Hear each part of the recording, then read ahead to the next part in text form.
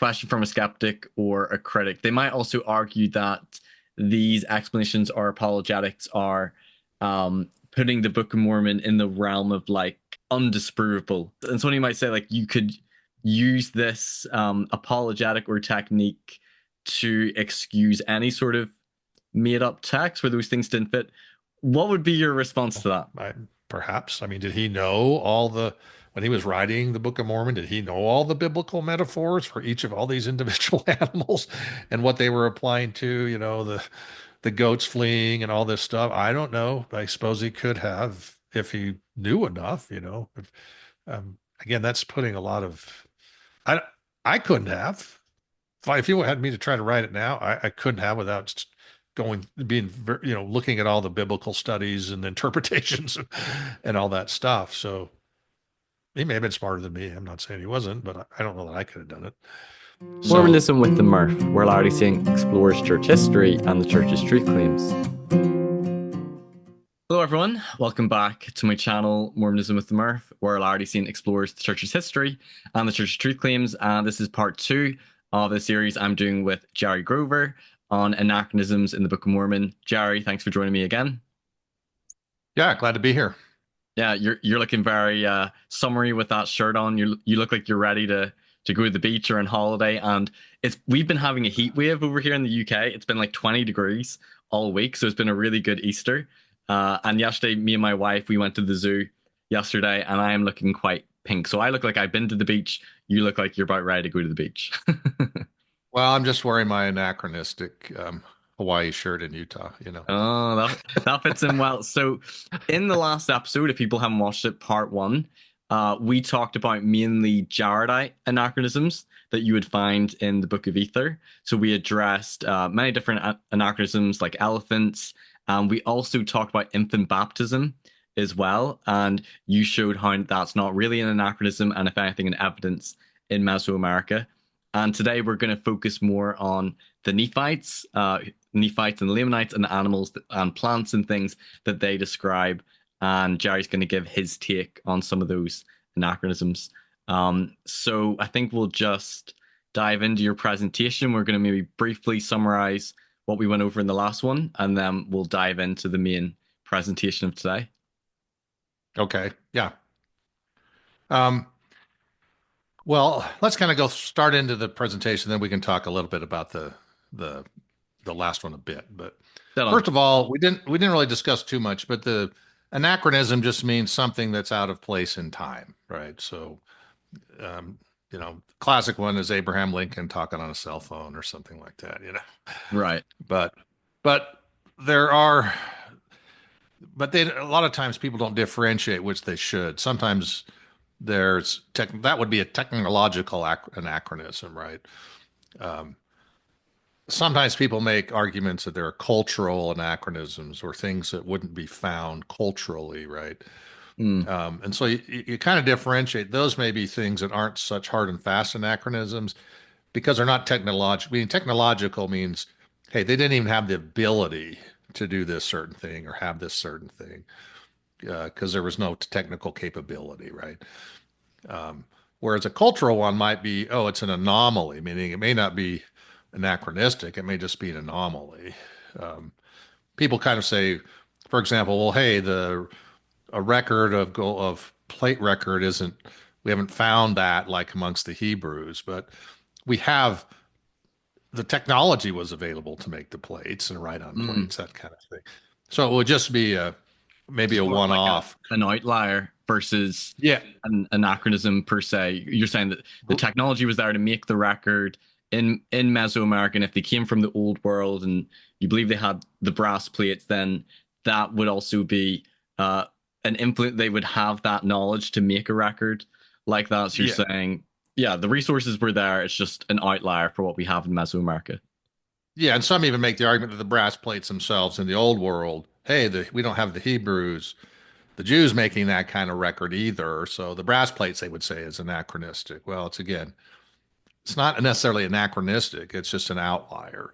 Because people in the Um, ancient world like kept long records and wrote on long records. Neil Rapley did a presentation with me, some of them really big surface area, particularly in like parts of Europe and Asia and India. He showed some very large plates with lots of writing on it. So I guess if you find it in Asia and Europe, it's not impossible that it was done in, Yeah, you know, the exactly. Middle East. Right. But you'd say, hey, well, the Hebrews, they haven't found like these types of records amongst the Hebrews. They found metal plates, a few little things, amulet plates. Again, what we're saying is that's not really an anachronism. That's not a technological anachronism. It's just something that maybe is a cultural anomaly, right? Mm. Something that they haven't found yet or is not really shown to have existed in that culture, but certainly possible. So you got to differentiate. People just kind of throw this anachronism word out, um, and they don't really. It's not very well defined. So we just want to kind of get it. What we're talking about, and I'm kind of addressing all these alleged anachronisms, Mm. kind of using some of the CES letter, whatever these websites that list stuff. So I'm just kind of going through their lists. And my Um, understanding when it comes to like archaeology in Mesoamerica, it's around 1% that's been excavated of archaeological sites, or maybe less. So again, certain anachronisms that are in the text maybe have just not been archaeologically discovered yet. So that doesn't mean we necessarily won't. And maybe some you might approach as well. I'll find out because I've not looked through your slides that they could be a product of the translation as well, because we believe that this is a translation of an ancient text. And you know, the classic example given is in Matthew when Jesus says, you know, to not hide your light, but to put it on a candle. And candles were considered an anachronism, but that was the translation of the King James Bible translators. It should have been an oil lamp, but they did candlestick because that would have made more sense to the audience. So it's still an ancient text, the book of Matthew, but it's an anachronism inserted by the translator. And that might be an approach that some people take to some of these as well. And that's my first slide. So if we want to go to the slideshow, we can Okay, kind of get into the let's do it. presentation then. Okay, so this is part two. Part three, where we're gonna talk about metals and a few of the remaining miscellaneous ones, But part two is primarily animals and plants, and then I will talk about chariots because that's associated with horse, the animal. So, Right. um, all right. So we mentioned this translation anachronism. You kind of had a good example of it. Kind of what we're saying, that does not challenge the historicity of ancient texts when you have that type of thing, where it's just trying to put it in modern language or concepts. Um, and see, I have a little different take than some. Basically, we don't need to get into it. Obviously, that's a whole different discussion as to whether Joseph Smith was literally translating all these things. My approach is it was probably given to him, perhaps reading it most likely for the most part off of the interpreters or in one of the interpreter stones. And then, Mm, um, so he's not really putting a lot of his own mental thinking or language structure. It's mostly just given to him, right? And it right. could be given to him mentally, some people's, but again, it would still be these words that are given to him that are not his own construct. I see. You kind of lean Yeah. more with Some of Roland the, Scouson's work on. I'm bringing him on actually in the next month to talk about okay. his work and his view of the translation as well. Yeah. And I think part of it is you have, a translation that has no punctuation, for example, these kinds of things that would not be indicative, honestly, of somebody translating. Because I've translated for 30 years. I would never translate that way. Meaning, if you're doing that, you would put it on sentences, paragraphs, periods. Do you know what I'm saying? Meaning, it would be more structured instead of just this big run-on sentence, which that's what the Right, Northman right, right. was. Hmm. So, okay. So that deals with that kind of concept. I mentioned that I've worked many years as a translator. The other thing too is it's not just um, saying, okay, we're going to say it in a modern way. Also, when you translate, you're translating to a target audience as well, potentially. So you have to ask, is this some academic translation, of, or is it just trying to put it in a form because the use of the Book of Mormon is going to be uh, such a way? Does that kind of make sense? So yeah, you have to keep that in mind that there may be some portions of some of the ways it was translated was an attempt to, and this kind of, Blake Ostler talks about in the sense that There may be expansive things where they try to explain a little bit more because nobody would understand the ancient text. It may be also reductive, meaning it's like, I'm not going to get into that cultural thing. Nobody would understand what we're talking about. Does that make sense? Yeah, yeah, that So, makes sense. so those are translator preferences, right? When translating anything. So, um, so for the Book of Mormon, who is a translation for? Is it for university professors? Is it an attempt to translate it in vocabulary that the world's population can understand? I mean, ultimately, that's where it's supposed to go, right? To the Jews and the Gentiles. So, and then the target language of the Book of Mormon. Again, we mentioned Royal Skousen. He can come on and talk. He's very entertaining. You'll like him. He's Yeah, a I'm friend looking of forward mine. to it. So, but and he identified that there was a heavy reliance in terms of the King James Version Bible and early modern English, um, and it's interwoven into the text, the King James Bible version Right. language, right? Not just Yeah. in Isaiah. It's actually carefully, there are phrases that are in the text that fall in the text, right in the middle of the line and things like that. So it's actually very complex the way that though that language is incorporated into the text. Yeah, there's also like Um, little phrases and expressions that come from little passages, and they're not always like word for word, but there's a lot of phrasing of the King James Bible found throughout the Book of Mormon as well. But it's not always like when it comes to the Isaiah chapters, a word for word plagiarism. That there are some differences as well. yeah, and we'll talk about some of those in the animal, meaning because as we get into this is kind of a new approach to the translation, to the anachronisms. Not exactly new, but maybe more nuanced. So anyway, so that concept is pretty well understood and accepted, I think, by most. Um, there's also literary form anachronisms, meaning um, there's kennings, which is a Norse um, metaphor from the Norse language, where you're actually using a couple words that don't really mean the meaning that they have. They mean something else. It's a kind of a metaphor um, that's used. You find them in Mesoamerica as well. Um, there's something from Aztec poetry called Eagle and Jaguar, which means warrior, and we'll actually talk about that in relation to the animals a little bit. Hmm. And then, so in Jenna, you also have in the Bible they call it parallelism, so it's not technically a kenning, but it's similar. So you have blood of grapes means wine, born of a woman is parallel for a man. So it's the words you can't necessarily take literally, right? You have to understand that may be talking about something else.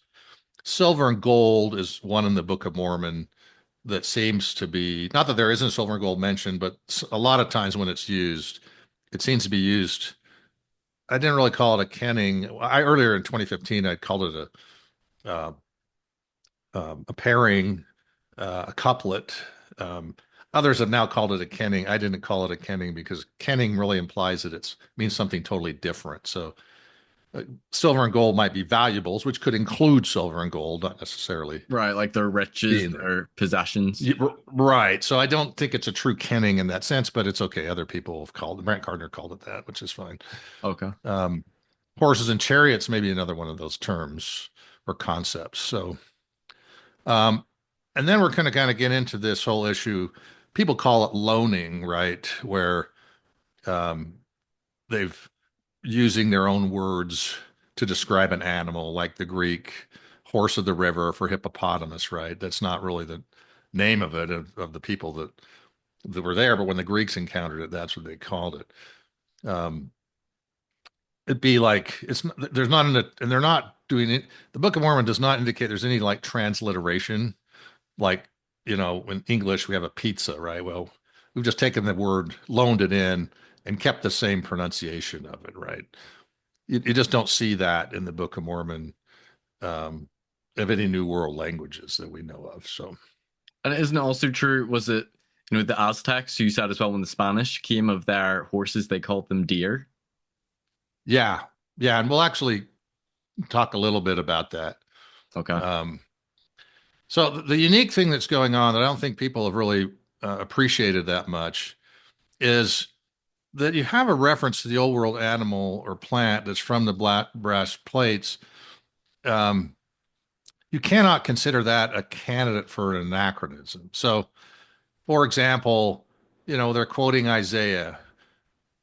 It's the dragons are mentioned as part of the Isaiah text. Well, they mention dragons in the New World. So they're obviously that's being taken from the brass plates, meaning they have Right. this whole religious structure that's in Hebrew or Egyptian perhaps, and names. So they're not going to abandon all of those names or concepts, right?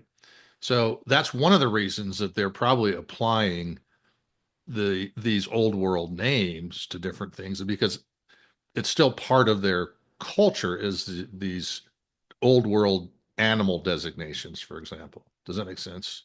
I think so. So, So what are you trying to say yeah, is and that because they have the brass plates with them and certain animals mentioned on the brass plates, they might be using the names of some of those animals to apply to maybe some of the new animals they're encountering. yeah, yeah, because they're preach. What I'm saying is, if they're preaching in it and they're using, allusions and we know it's all incorporated, they're relying on this, at least the translator for sure, and maybe the original text. They're teaching these things from Law of Moses, from all these places that some of them involve animals, and we'll get into a little more detail as to why that's even more applicable. And so the fact that they're referring to an old world animal in a teaching, like the shepherd and his sheep or something, right? So it's not necessarily that, oh, sheep have to be here. They're just, especially if you see it taught in the Book of Mormon, if you're seeing it used in the context of a religious, like dog to his vomit, a dog returns to his vomit. I mean, that's a concept, and we'll get into that. That's used Right. in Isaiah. So they're using it again. You would not expect that they have changed that much, right? Mm. Meaning because that's their core text. That's their core religious text.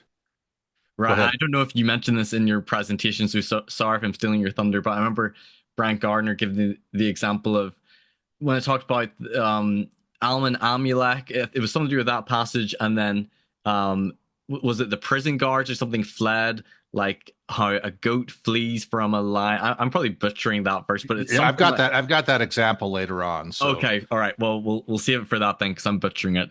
But you're yeah, saying that they're yeah, likely drawing upon certain things from the brass plates. yeah. Okay. And or even I don't know what else they had that they brought, but that's meaning that was clearly indicated throughout the text, right? And Mm. so that's an example where you would say that doesn't you don't necessarily have to assume that that is a particular animal. And just like we understand what dragons are, I've never seen one. Meaning I'm in a different culture than whoever created the concept of dragon, but I know what it is. I don't believe there is one literally, but when somebody says it, I know what they're talking about. Mm. Does that make sense? So they may have had the same thing where it's like, okay, we recognize they're talking about things from the old country, old world. They still would have maybe understood it. It doesn't mean that they had to like they may have even renamed it, given the name of goat to something, but they're still using the old world language for it. So anyway, Okay. and one of the things, kind of a clue there is I don't know that anyone's pointed this out, is that all of the names for the flora and fauna are found in the Bible, Well, in the every Old single one Testament. is there Every no single every exception you single found? one. Yep. Hmm. Which that's telling you that they are really heavily relying on the Bible. So these are all the animals, even elephant. It's not technically in there as elephant, but it's found as elephant teeth. So in Hebrew it says elephant there. So they were familiar with that word. I mean, even though that's a Jaredite thing, I'm just telling you, every one is in the Old Hmm. Testament. I Same could with I could the see a skeptic thinking, oh well, if Joseph Smith, wrote the Book of Mormon and he's influenced heavily by the Bible, they might think, oh, it might make sense that if he's so immersed in the Bible, he would choose the same animals and plants that he's seeing in the King James Bible and putting them in to the Book of Mormon. But you're saying it's also very likely, if you believe that this was written by ancient authors that who had access to the Bible or the Old Testament, whatever they had of the Old Testament on the brass plates, they could have done something similar. Yeah, and I mean they could make all those arguments they want. I don't know, I mean, I'm just saying that I'm just telling you what the text says, That's right? what you're And, observing. and Okay. indicates, yes. So there are some non-English terms for some animals, but those are look to be probably Jaredite derived. There may be a Hebrew construction for one, but I kind of show that it's Sumerian. So it looks to be even Jaredite words. And Kuralam, you, Kumam, Nes, and Shiam, So there are some agricultural animal or plants and animals that aren't, but they're not taking them from the native language, right? So they're actually just taking the Jaredite term for it. So even there, I'm thinking they're relying on whatever the original record said, mm. perhaps. Um, I know we talked a little about curlims and cumulums in the last episode, but one question I wanted to ask you that a listener brought up to me, and I know I've heard it on LDS discussions, is there's a verse in the Book of Ether that talks about like horses and elephants, and then it brings up curlims and cumulums.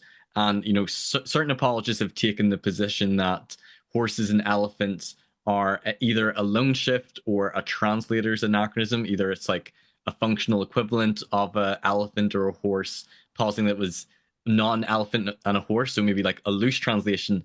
But then they would say that talking about curlims and cumums, which are not words that would have been in Joseph's vocabulary, they have to be very much a tight or a literal translation. How can you have both a loose and a tight translation in the same verse? What's your take on, because you talked about you believe elephants might have been brought over by the Jaredites and maybe horses as well. What's your view of that verse? well, and like we mentioned this in the last one, but you have to look at the Jaredite naming as different than the Lehite group. Mm, They the Lehites did not even have access to those records when they were starting to name animals, right? The Jaredite record was not available till one whenever whenever the Lemhites got it, Mosiah the second translated it, then they would have had access to it. That was 500 years after arrival, pretty much. So the Jaredite nomenclature of how they named is going to be different. because it's a different And language the Jaredites would have had compared to the Nephites. well, a different method of actually assigning names. And I Mm, kind of argue that they actually, and we'll kind of get into this, is they actually just they brought certain animals with them. The two that they didn't bring with them, Kuralam and Kumam, they did construct or get names for them that are found in Sumerian. Kuralam, Kura means mountain, Eliam means sheep, and then Kumam, Kum is plow, and then Mam means beast. So you're probably looking at alpaca and a llama, which those were not, there were no, they didn't even have domesticated camels even in the Middle East at that time. So what I'm saying is they seem to have just said, these are the names of the animals we brought with. Now, what we discussed last time, we're not going to go into great detail, was what about elephants, right? Okay. And people say, oh, that means that the elephants must have continued to exist past the Holocene. I'm saying, no, they actually could have taken elephants with them when they're young. They're no bigger than an ox. They came around the Canaries. West Africa, they have the forest elephants that are smaller than your standard savanna elephants. So, and they wouldn't have taken as much food as you might think. And elephants also eat fish in the wild. So I'm just saying elephants, the way I look at that, those two verses, it seems like they're identifying the old world animals just as they are, and then the two outliers. Now they did say, people forget that they said all these animals died when they had the huge Heth event, which actually corresponds chronologically to the 4K drought, which was a worldwide event. So those beasts were gone. They said they were all gone. mm, Ate them all. They were the poisonous snakes. That was a whole snake event, all those kinds of things. So, and they had a very small population at the time, maybe 150, 200 people, because not at the Heth event, but in the Emer event, when they actually mentioned these animals, their population had been diminished pretty small. So you're not necessarily looking for these animals to have continued to exist in right. Mesoamerica, for example, which is kind of the geographic. And is that a So similar view you have for the horse as well in that verse in the Book of Ether, that that would have been brought by the Jaredites as well? So this passage is kind of like a literal translation of what the animals were, and you're saying that Kirlim and yeah, Cume have some Sumerian roots as well, that they named likely these two native animals. yeah, and that's why you don't see that in the Hebrew. You don't see them creating these words, and also the unknown words like Sheem, Deseret. They all look to be Jaredite derived. So it seems like that's what they're doing. Now the Hebrew, the Lehi group is doing something different when they're naming, because again, they're depending on this record that they brought with them. We actually don't have really much information that the Jaredites possessed these records that they brought with them, or of anything like that. They have this big religious tradition, that they're applying. I mean, they talk about prophets and a few things, but it's pretty slim in terms And of what was theology. your explanations for Nias and Shum? Because I believe they're mentioned, if I'm correct, in the Book of Mosiah, not in the Jaredite record. So what's the Yeah, explanation for what they are and why they were we'll get to named that? those. We'll get to those. I didn't address those last time Ah, because okay. they didn't appear in the Book of Ether, but the premise is that they probably are Jaredite, and I'm not the first to say that. They just have and we'll get into why that's the case. Okay. You can tell I've not So looked through your slides. That's why I'm jumping ahead. I apologize. that's okay. So you're just giving them, exciting trailers or for what's to come. That's it. So I've kind of said, hey, look, you've got all these names. It's biblical. There's no name outside of the Bible, which again they can argue. Well, Joseph Smith, you see, it wasn't even original enough to come up with the new animals or something. Yeah. But he was creative enough to So come up with a very internal geography and all these different civilizations and name characters, but not very creative when he came to animal names. well, I just use View of the Hebrews or whatever. So okay, the naming of the animals. Let's talk about that. There's a study was done of how the Amerindian peoples conferred names when the Spanish and Portuguese cattle when they first saw them. And Hmm. this is kind of just talking about. So the first they gave the animal a descriptive name. Now that would be your Jaredite, Curlam, Cumom, right? So they just created a new name that kind of described the animal, right? That's Okay. what Curlam and Cumom are. Um, they used the name of a familiar animal they considered the new species to resemble. Now, again, this is them seeing a new animal where they still have all their existing animals. That's not the Lehite situation. I mean, they're coming into a situation. Presumably, they didn't carry much with them, maybe a chicken or something, um, and so they don't have this host of old world animals with them like the Jaredites did, and so they're not really restricted. Meaning, if they call something a horse, there's no other horse that they're having to worry about differentiating, right? Hmm. So so here you have, but and then that's um, they can use the name, and as you see in item in 3 here, sometimes they combine the foreign name with a native term that indicate the animal's origin. So horse, the Maya called it a Spanish deer. Okay. So they had deer, but they're calling it a Spanish deer to differentiate it. Does that make sense what I'm saying? Now, Right. the Lehigh group wouldn't have had that reason. They didn't need to do that because they didn't need to call it a New World, whatever, because they didn't really have, they didn't bring any with them. I It, think to it wasn't, differentiate it by, so they didn't call the Spanish horses oh deer because they already had deer, but you're saying they called them Spanish deer because they kind of resembled deer a bit. yeah, yeah, the cow. I mean, that was, excuse me, this is a cattle, Oh, not the horse. not the Okay. horse. Oh, Yeah. sorry. Well, we're talking about cattle, but that's the Spanish deer is for horse in that specific situation as the example. But I mean, the cattle was something different, but they used it, and then they could take the foreign name from the newcomers, kind of like we did pizza. Um, Sometimes it's distorted, like the Maya is Wakash for cattle that came from Spanish vacas, right? So I just they have to kind say, of why did they think that the cattle resemble deer? I guess if they're trying to compare to well, any no, animal. Well, no, I'm not saying that cattle was. I'm just saying the example they give is Spanish deer. Cattle wasn't necessarily that. So Oh, um, they're just looking at all the naming, um, how they dealt with the animals. They were dealing with cattle. I should have just brought the study or whatever, but they were dealing with cattle, but they used other examples, right? So hmm. as to how they dealt with these, they were studying cattle, but they had to look at all the other potential ways that they could handle it.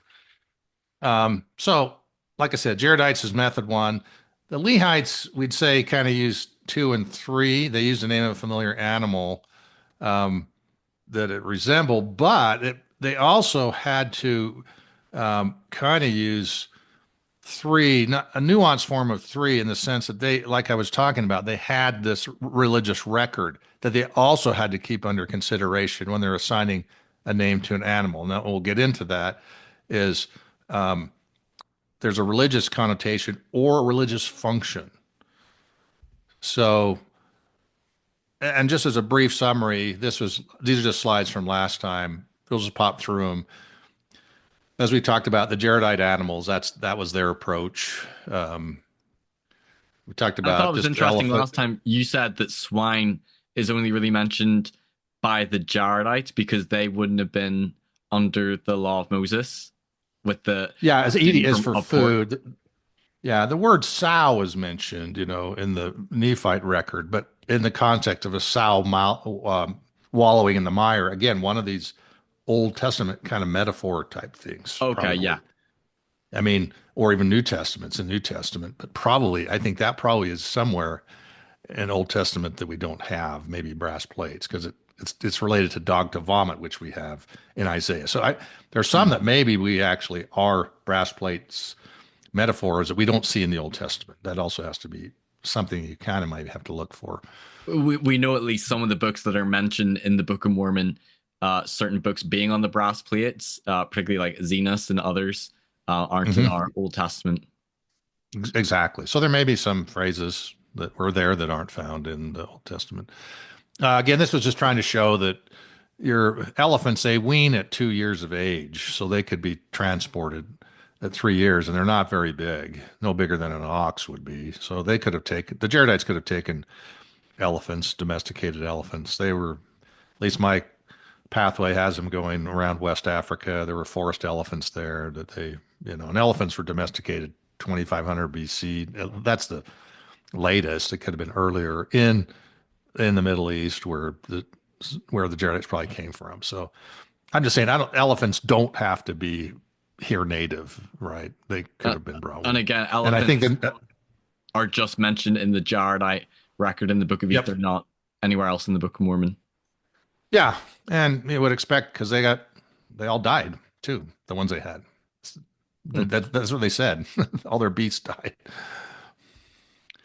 Um, Swine, again, I just mentioned that swine peccaries satisfy that anyway, even if you're looking. Some people have said, oh, there's no swine in the New World. It's like peccaries are pretty close. So, Yeah. and then on those that want to, I basically said, well, those that want to think that there were elephants that survived into Jaredite times in some small population, which if they were domesticated and as a small population, that's not unreasonable. We haven't got that far, but there is more and more evidence of them surviving well beyond the Holocene by this eDNA testing that's been done up in the tundra, in the frozen tundra. So putting it closer to Jaredite times.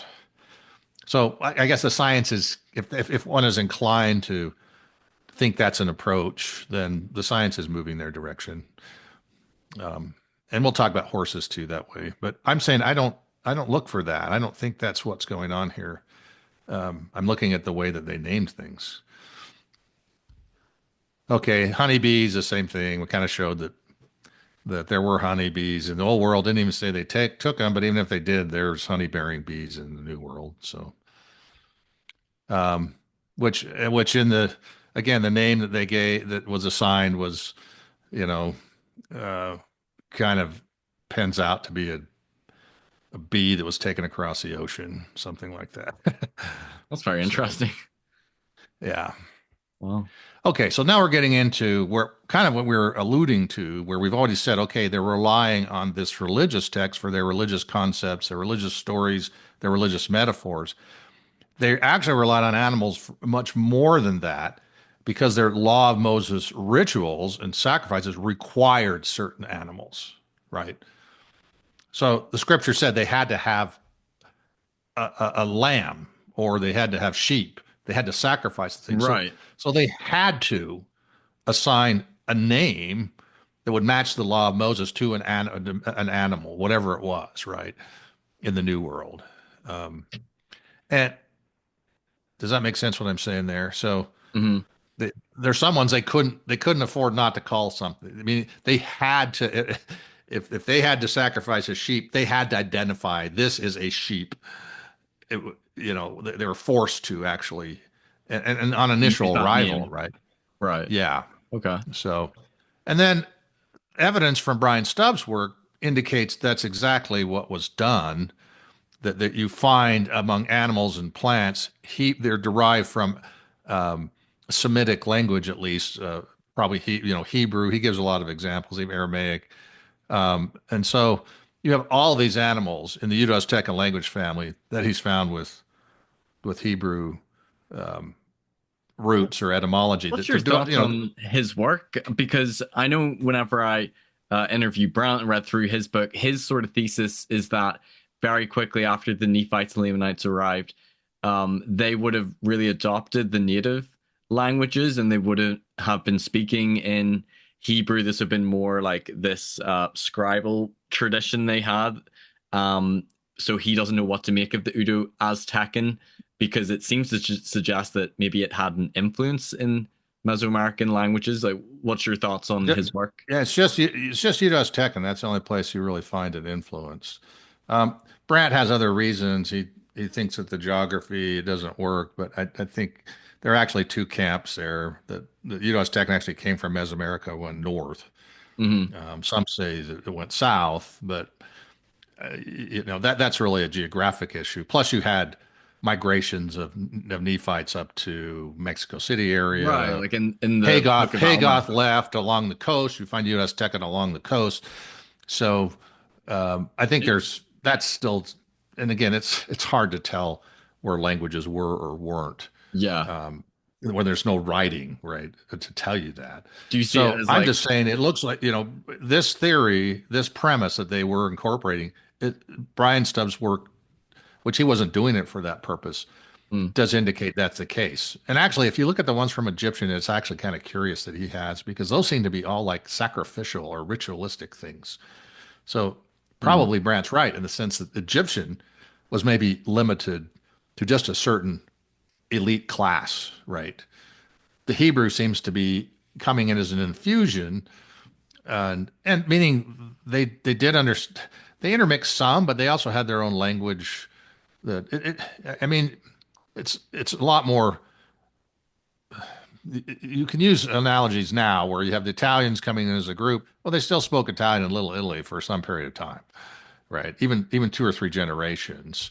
they didn't just Um, immediately give up their language? Because it's interesting how the Book of Mormon notes the Mulekites losing their language and denying the being of their creator a few hundred years after they've been in the New World. So it kind of mentioned that specifically, which by implication, maybe the Nephites still, held on to some parts of their language because it's interesting that they noted that about the and part of Mulekites. it, and part of it has to do with your isolation, right? Are you interfacing with many other groups? Um, the Mulekites landed in the land northward where the Jaredites were. It says they landed in desolation, so they were right amongst we know a civilization. Whereas the Nephites, it doesn't. They kind of loosely talk about Lamanites, so they're those are probably because layman means unbeliever, so they were dealing with other groups, but we don't really know all that much about that history, right? It says they battled Lamanites, that kind of thing. They weren't really.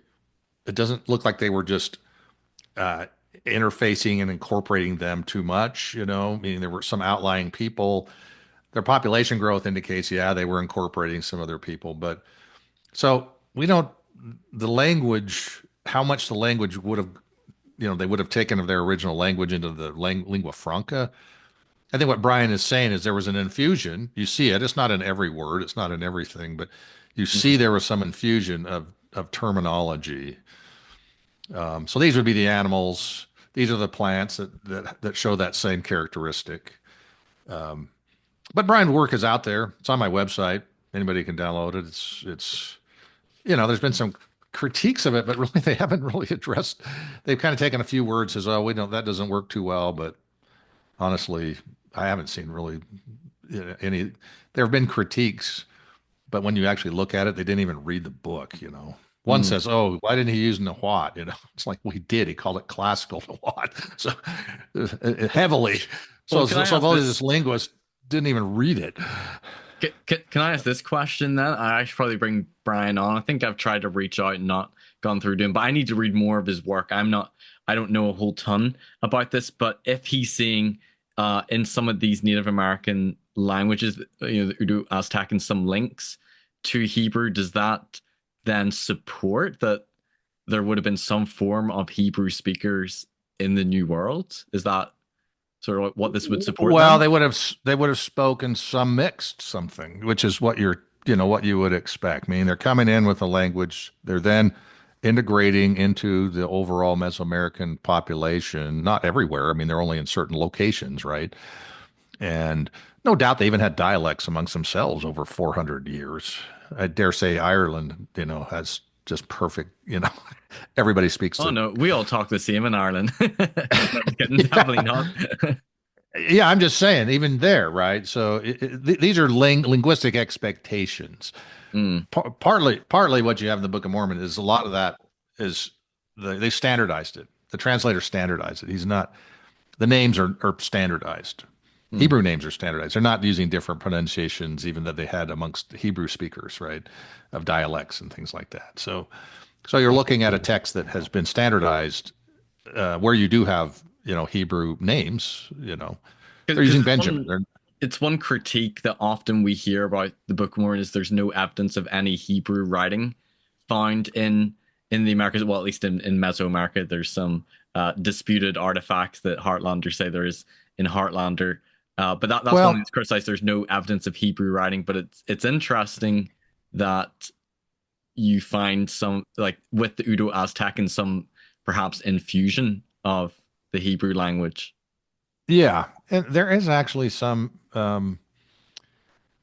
meaning some Mayanists have said, hey, that there's three sequential day names that are match the exact letters in the Hebrew alphabet and the meaning of them. Oh, really? I And didn't know then that. even the Egyptian, they've said the day names match also meanings in the Egyptian phonetics. So yeah, so it's not like there's no clues out there. But yeah, it's correct. We haven't really found what you call Hebrew writing, but we don't really know. The language and the writing may be different, meaning they may have not carried on the writing too much. They Because I may have know just. King Benjamin, doesn't he say to his sons that he trained them to write in the language of their fathers as well? Sort of like, which indicates that the custodians of the gold place, they were very much training the people who were the scribes, like keeping the records in Yeah, language. I mean, the ancient populations. I mean, Mesoamerica was different. You had a lot more people that were literate, but I mean, that's what the evidence shows. But you're still, yeah, there's a lot of illiterate people, so they weren't teaching it to everybody. Not everybody was using written language at all. Mm. So, but again, it's linguistics is kind of an area where you see some evidence, but we don't really know exactly all the languages that were existing at a particular time in a particular place very well. And pronunciation, it's like, I mean, if you read Beowulf, can you understand it? Oh, definitely That's not. No. English. Yeah, well, that's English. I suspect when they encountered the Mulek, they were like, "Oh, these people they had corrupted language." Well, I'm like, I bet theirs was probably corrupted too. It's just because they didn't understand them. Oh, that's got to be those are the ones that they were a little bit condescending to the And I Mulek. suppose the one thing that I never thought about as well, but the corruption or losing of their language, the Mulekites obviously supports that there had to be other people that they were uh, intermingling with as well, and Yeah, perhaps adopting their language, like, or how else would they lose their language? So it's like an implicit reference yeah. that there had to be other civilizations, or else that wouldn't make much sense. And this is also consistent with the thesis I'm proposing, is that they also said, oh, they didn't even believe in the same creator or their creator, meaning, so they weren't really following a religious tradition from the old world or trying to even keep any of these languages alive. They just came over and we don't even know. They were probably the minority, meaning Mulek was, but it was probably a Phoenician ship with that, that's why you have Greek names. There's probably Greek sailors on there, and there may not even been any women that we know about. Maybe, Tom Bradley says maybe three or four that escaped. So I'm just saying that that group may have just integrated almost immediately into the local population because they didn't have any females or hardly any females, right? So they had to marry somebody. Hmm. So you have to kind of look at the genesis of the group and then where it sits and how it integrates. We just don't have that information very much. Right. Yeah. There's not a whole lot in the text about it.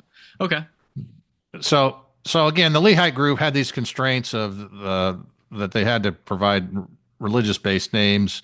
They also had to be clean. So there was another criteria. It's like, okay, it can't just look like it or use it in our ceremony. We can't use an unclean animal in a burnt sacrifice, where we're going to be eating it. So they had to care about that too. Does that make sense? So, Mhm. so they couldn't call something a horse that um, well, they couldn't use the name horse because that's an unclean animal, right? So they had their names had that's one constraint. Their names, at least the names for the sacrifices, the animals that they used, and then assigned the name to them had to be a clean animal. Okay. And so these are the animals, involved in your Hebrew sacrifices: bull, ox, sheep, goats for burnt offerings. Again, they could have used three or four of these. There are a few sacrifices that designate one, but oftentimes they're allowed multiple types of animals. Some of it depends because they actually had to accommodate the poor people. Meaning, if it wasn't just a temple ritual by the priests, if these were people bringing in animals for sacrifice, then so you have, like in the sin purification, the priest had a bull, ordinary person, had female goat or lamb. Poor persons had birds. Poor people just brought grain or flour. So, um, and a guilt Depend on your offering, status. yeah, a guilt offering, flock animal, or you could substitute that with money. Kind of like happens in the Catholic Church a little bit. It used to, but so you can get Right. your sins forgiven with indulgences. Remember that. So, and then like an ass, for example, if it was a first, sorry, there's a type on there. If it was a firstborn, um, it was an ass. Well, an ass is not a clean animal, right? Neither is a horse. So, but they could substitute the firstborn because they raised asses, and so they were supposed to like bring the firstborn, but they could actually bring a lamb instead, because then it met the clean requirement. Does that make sense? So, Mm-hmm. for the sacrifice. And they also had religious festival sacrifices. So Passover, Shavuot, Sukkoth, those are all. And then they had like a red heifer, which is cow. It's a red heifer, it's cow. So based on those rituals, one finds you got to have a suitable animal for a goat, a scapegoat or wild goat, because that's what, oh, if you're familiar with a scapegoat, then they would, Mm-hmm. let that one go into the wild. Sheep, lamb, ox, deer, but deer could be substitute. There's really, and we'll get into that, but there's actually no mention of deer. That's one of the animals. It's not even mentioned in the Book of Mormon, Right. which And, which and, and that's a that criticism. tells you. A question that maybe we could also address. So I don't know how much of this is in your presentation, but one criticism that critics bring up, or like for example, Michael Coe brought up, is that the Book of Mormon not only mentions animals that are considered anachronistic, but it doesn't mention animals that would have been native to Mesoamerica, like I don't know, jaguars or deer or tapirs. And so that's one critique people would bring against the Book of Mormon as well, if you situate it in Mesoamerica. Yeah, and again, I kind of covered that, meaning all the animals are biblical names. Hmm. But the interesting one that's lacking is deer. You don't find that. that is obviously kind of an indication that they've assigned a different name to deer than deer. Oh, because Okay. deer is mentioned in the Old Testament. A lot. Yeah, it's even one of the sacrifices you can do. So, Oh, okay. yeah, so I'm saying that's kind of a clue. If again, we're looking down this, I'm taking you down this pathway of not forget everything you've known, but just remember the nomenclature is driven by the brass plates, the Old Testament, right? Oh, okay. So We've you're seen it. saying the reason why deer's not mentioned in the Book of Mormon under your thesis is that they've assigned deer likely to another animal. Yes, animals, right? So, Oh. um, the one question is, hey, horses, are they really ritualistic? Because that was one of see, when Nephi came, they said, oh, we saw these animals, right? They were all ritualistic animals, except for the horse. But there's strong evidence that the worship of Yahweh in conjunction, it was found in Gibeon. There were horses related to that ritual, which was basically smashed out because it involved Asherah and the sacred tree and a horse Mm. figure. Oh, So, okay. Was this yeah, where sort it's of probably around the part of time it. of the reforms of Josiah or even before then with Hezekiah? Well, here's the verse, and he says he took away the horses that the kings of Judah had given to the sun at the entering in the house of the Lord, um, and burned the chariots of sun with fire. So he took horses and chariots out of the place of Oh. worship in Gibeon, which was like one of their sacred places near Jerusalem. So it's clear those are being eradicated in conjunction with your Asherah and your sacred tree stuff, Oh, that's right? interesting. Yeah. So what I'm saying is, I think what you're looking at there is an indication that that as we've seen kind of in the Nephi visions and things, right? That those concepts they were part of that tradition. Probably Northern Kingdom, even who knows? That they still carried it on. Whatever happened with Josiah, they didn't care, right? So they were still continuing or believed in that So they're restoring worship back the system. horse in temple worship and sacrifice. Well, I think they're just recognizing that it was part of their religious animals. Ah, That's what right, I'm right. saying. They I weren't see. sacrificing horses because they were not clean, but they were involved. They were part of their belief set. Hmm. Uh, Oh, so, okay. and the horse and chariot also correlate with Hebrew royal theology and kings. So, um, also in reference to horses, it's kind of interesting when talking about these kennings that you do have some biblical scholars saying that actually some of the mentions of horses and chariots in Isaiah just represent caravans, and the silver and gold just represents wealth, just what we've been saying, and the idols that were used to create them. So, and then you kind of have horses and chariots kind of just meaning a military force. So even in the Bible, you're saying Bible scholars don't say it actually literally means a horse pulling a Sometimes, yeah, chariot. sometimes they're Sometimes. using it in that context. Yeah, not always. It says they so and so took his horses and chariots and slaughtered all these people. Well, he probably did, but sometimes they're just using it as a caravan. Like he took all his horses and chariots and the gold and blah blah blah blah. It's just talking about they had a big caravan of stuff. There may have been chariots in there, but they're just using it in this general concept of a caravan. Mhm. And Um, that's sort of a it, criticism brought up in the Book of Mormon because I think you have here on the slide. It's when King Lamoni travels with his horse and chariot. So people would bring that up as not only do we have horse or chariot in the Book of Mormon, we have them together, and that's an anachronism. yeah, and I'm just saying that kind of looks like maybe a kenning of sorts, or a metaphoric use of a caravan. I'll give an explanation as to why I think there maybe actually have been that. Um, Meaning when I give you the opportunities for horses, you can kind of see.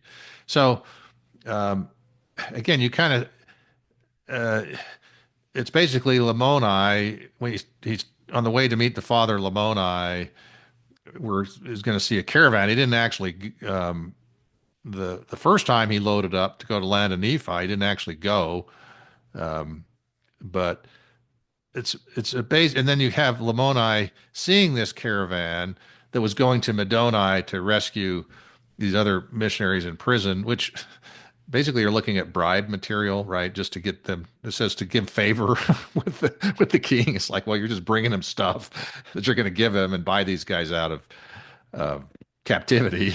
That's kind of how it operated in Mesoamerica. So, and then then he accuses him of robbing him of property, right? Well, the property he's accusing is that caravan was supposed to go to him, not to the Middoni. So I'm just saying that this horses and chariots is more like it's a caravan of stuff. It maybe involves some military people, um, but not necessarily. Because I mean, the father of Lamoni, you know, I mean that's excuse me, it's not Lamoni being robbed; it's the father of Lamoni. So Lamoni was supposed to bring this to the father, he didn't, and he's going over to Middoni. So you, the concept being, and it's kind of curious because Ammon fought him. Where were his guards? Where was anybody defending him?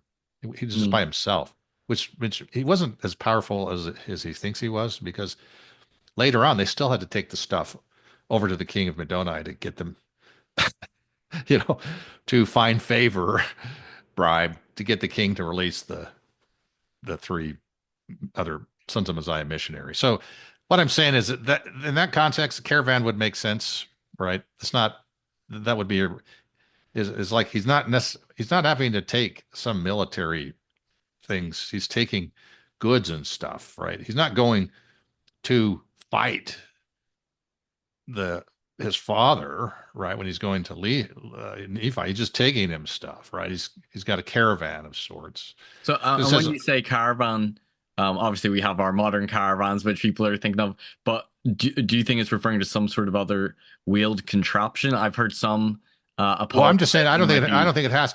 No, I don't think it has to be a wheeled contraption at all. It could have just been carrying gifts and maybe some women to marry off as daughters. You know how they traded wives and stuff or daughters to for political purposes. So I He was think I going remember to a in feast. Brandt's He was book, going to a and feast. He was going to a feast. Why is he taking chariots and military items if that's what they were? That's how they're talked about in the Old Testament. So the context of it, and like I said, it just they weren't riding the horses ever in the Book of Mormon. So it's like again, we've like kind in of already battle and talked stuff. about. Yeah, and the reason is because I'm like, that's not a horse. That's really not a horse. Now, people are making the argument that horses survived. I'm saying they're not. It's not a horse culture we're talking about here, and it seems like it's something different just by the description of it. And I think I So remember reading in Brandt's book and a video on Book of Mormon Central that they think it might be like referred to like a litter that Mayan kings would sometimes be transported on as well. Is that what you're proposing as a possibility I'm as just well? saying that could have been part of it, but I'm just saying I think that what this is more of a Canning argument, meaning it's like silver and gold meant valuables.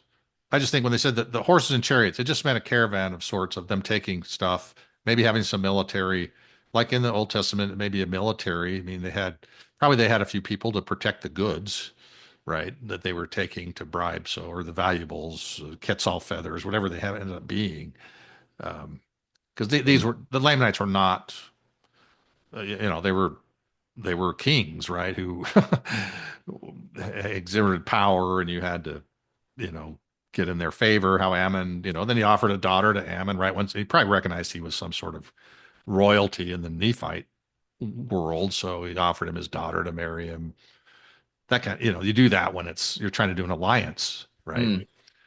And So isn't it true as well that that fits in with the Mesoamerican context and culture of King Lamunai's father being considered like the high king or the king over all the land, but there being like smaller kingdoms within it mhm. that he's sort of under his jurisdiction, and that fits in with this kingship in Mesoamerica.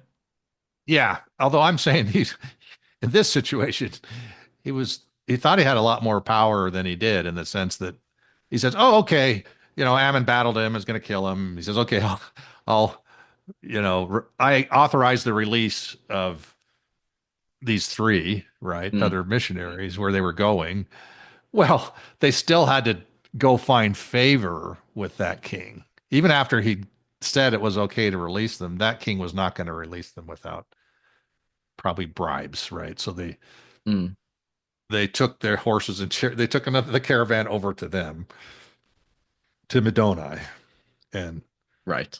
Does that make sense what I'm saying? So, Yeah. so you kind of have to read the story and say, well, yeah, I mean, and this old king, they called him the old king. It didn't even really have any people with him to defend him when Ammon fought him, right? So, like, what he just wandered around by himself. That's not real. I don't. I'm just saying. I don't know that he was as powerful as he thought he was from the story. But anyway, that's kind Okay. of secondary to the issue that hey, this could just mean caravan. Um, okay, so we talked about the metaphoric meaning from the brass plates or the Bible. So we're going to go through and just pop through animals where this is the case. Um,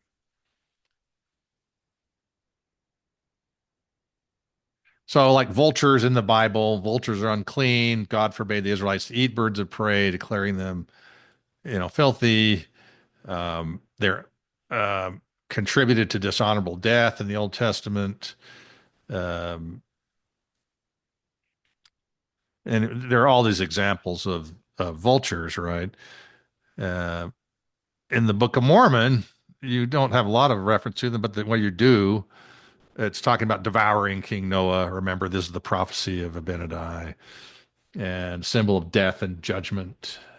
So the metaphor of them of Abinadi using vultures goes right back to the Bible. Mhm. So it's just an example of hey, he's using vultures the way that they used it in the Bible in a metaphoric way. So it's kind of saying that's one reason you have these animal names. Yeah, And yeah. they do It have does. vultures. They do have vultures in Mesoamerica, so that's not a really anachronist. But I'm just showing that that's the pattern. So you would expect that same pattern to exist in all the animals or most of the animals, right? Right. I see. Yeah. Yeah, dragon, the same thing. It's a chaotic monster. Um, And it's a metaphor. Like it's saying they fought like dragons. So it's right, again, it's not saying that there were dragons in Mesoamerica. right. But it's using the same even concept that they consider dragons to be dragon Powerful. imagery to describe violent human kings, Mm. like Pharaoh. They're using it with the Lamanites, who they didn't like, right? So, Mm. but certain respect, they fought like dragons. In goat, Bible, they represent oppressors and wicked men. You even see it down into the New Testament, back from Ezekiel.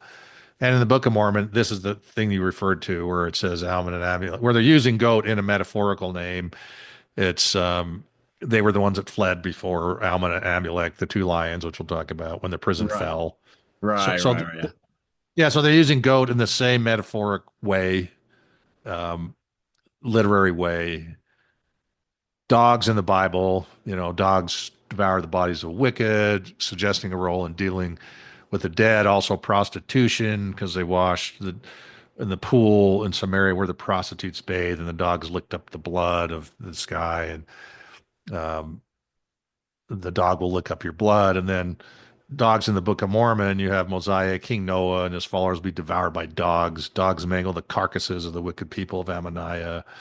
Um, the wicked, excuse me, the wicked Nephites will become meat to dogs. So what I'm saying is you're seeing the same use of dogs. It's fun. I've not even noticed dogs being mentioned that much in the Book of Mormon. And are these considered anachronisms, or were there dogs in No, ancient Mesoamerica? no, there were dogs. They ate them. In Mesoamerica, they fattened them Okay. up and ate them.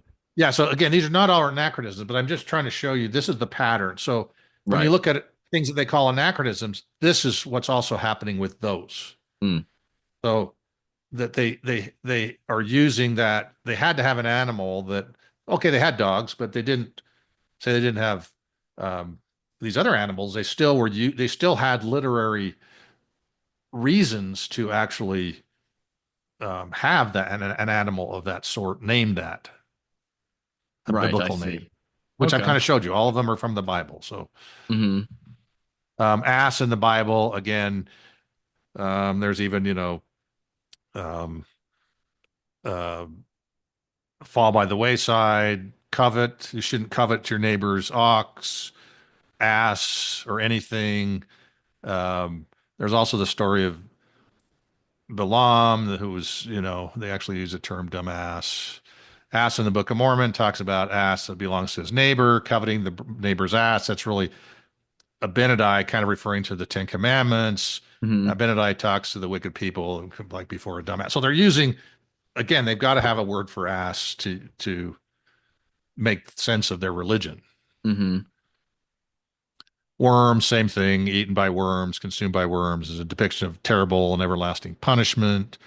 Also, this is all in the Bible, consequence of rejecting God. And you see that in Ether. Again, it's not really biblical, but I think this is probably Moroni in his abridgment, including a biblical metaphor, right? Okay. Lamb in the Old Testament, again, you have um, oppressed, afflicted. They were slaughtered at Passover. This is one where you had to have a lamb, right? You couldn't do the law of Moses without having designated a lamb. Couldn't do Passover, and it had to be something that was probably available to a lot of people because the Passover is like they do family offering, sacrifice in the sense of using the lamb to eat, that kind of thing. Now, there's one quote here that we'll get into that's just interesting. This is going off on a little tangent, but you had the Gadianton robbers had lambskin about their loins. They were also dyed in blood. Hmm. Um, and let's kind of go into that, which is kind of interesting. The Gadianton robber, this is when they were presenting for the battle, when they came with and did the epistle to um, Laconius, and so they appeared, and the people were frightened. It was just before this huge battle Is this that in they the book had with of them. Helaman? No, it's Third Nephi 4:7. Ah, Oh, I didn't put a quote on. Sorry, I didn't give the link there, did I? that's okay. Yeah, if you can. But anyway, it says that in the 6th month they came up to battle. Great and terrible day. They were girded after manner of the robbers. So this is interesting. So they weren't girded the same way as the Nephites were. Hmm. And they had a lambskin about their loins. They were dyed in blood. Their heads were shorn.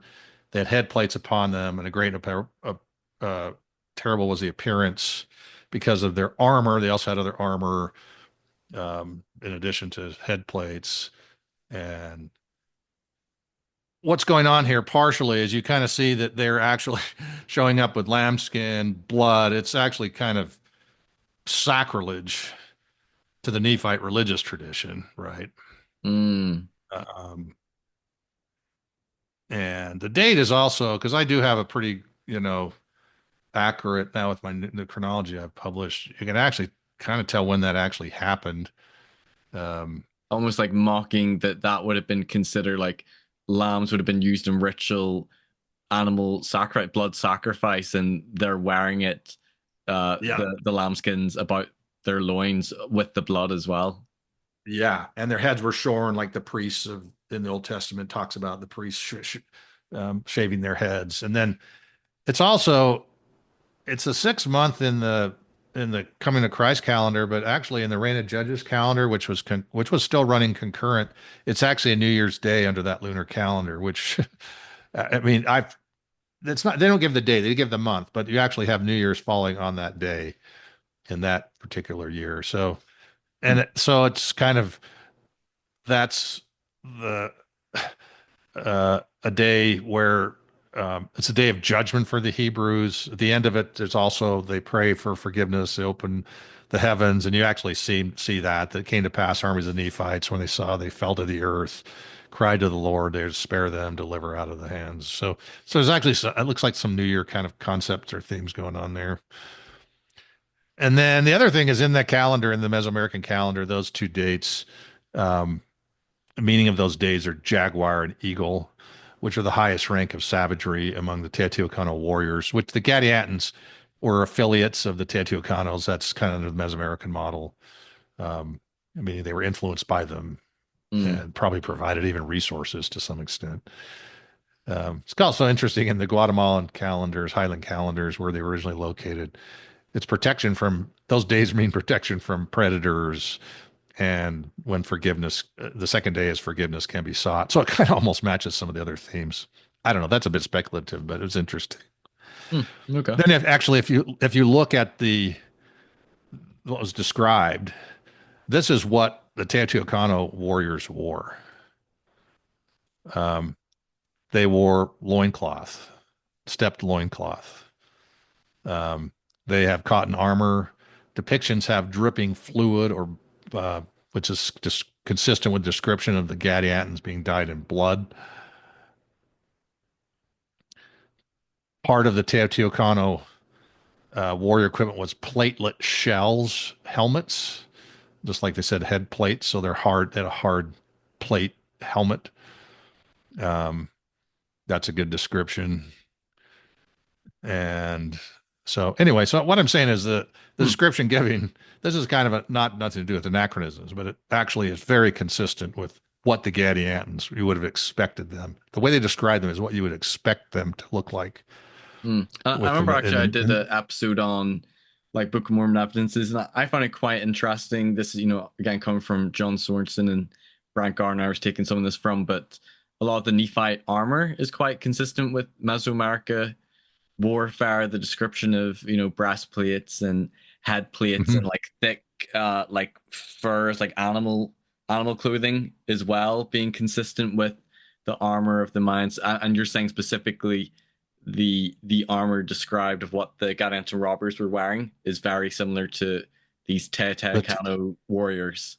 yeah, which was the civilization to the north, which actually we show later in our Mesoamerican models. They came down into took over the Maya, were involved with the Maya. That's when the Gadiantans and the Lamanites were, causing all their mischief. And they Yeah, were traders. All they cared about was money. So that, it matches what it says. The Gadiantans, all they wanted was wealth. They would knock off local leaders, get power. Everything that's is talked it about the Mormon Gadiantans that says the matches. Gadiantons ultimately led to the demise of the Nephites? Yeah, exactly. Right. And so again, the Gadiantans, it's like people say, oh, the Gadiantans were their own Nephites. It's like, well, they were, but they also said Nephites traveled up to the land of the lakes. And actually in Teotihuacan, they have different sections of the city for different nationalities of people, right? So they were trying to influence all of these other kingdoms with trade, and that they would actually, get into political intrigue to get control and power. It Mm. just so happens the Nephites were right in the way of their trade routes into the Maya. So there was a reason, and if the Nephites were opposing them, you know, there's other And do you reasons they would see want to kill them. Teotihuacan as a strong candidate and match for the sort of like the land northward described where the The Gadiantons were? very when it says when he says they went up to the land of lake, the very far in the land northward, almost Yeah, beyond what they even knew. Yes, that's because the doesn't era of it Mexico describe City. like cement buildings and land, many waters, and it talks about, doesn't it talk about deforestation except for timber or something like that? Well, yeah, but that's not necessarily Teotihuacan. That actually is just No. land northward. So, and you actually find that in the land northward, Veracruz. I actually show that in one of my books, the pollen counts for the hardwoods drops, because it didn't say there was, it said they still had agriculture.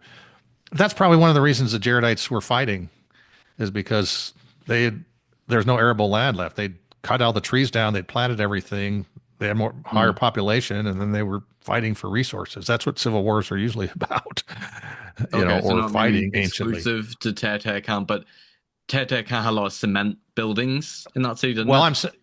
yeah, you also had, well, and see that they did that. There's cement use, but actually, if you read that closely, it says that they went into the land northward and they just built cement houses. They couldn't build their big structures because they had no wood, which Right. in Mesoamerica, they don't have the true arch. There's some trace of it, but it's mostly the corbel arches, which require a piece of hardwood, big piece of log for Mhm. tensile strength so they don't fall in.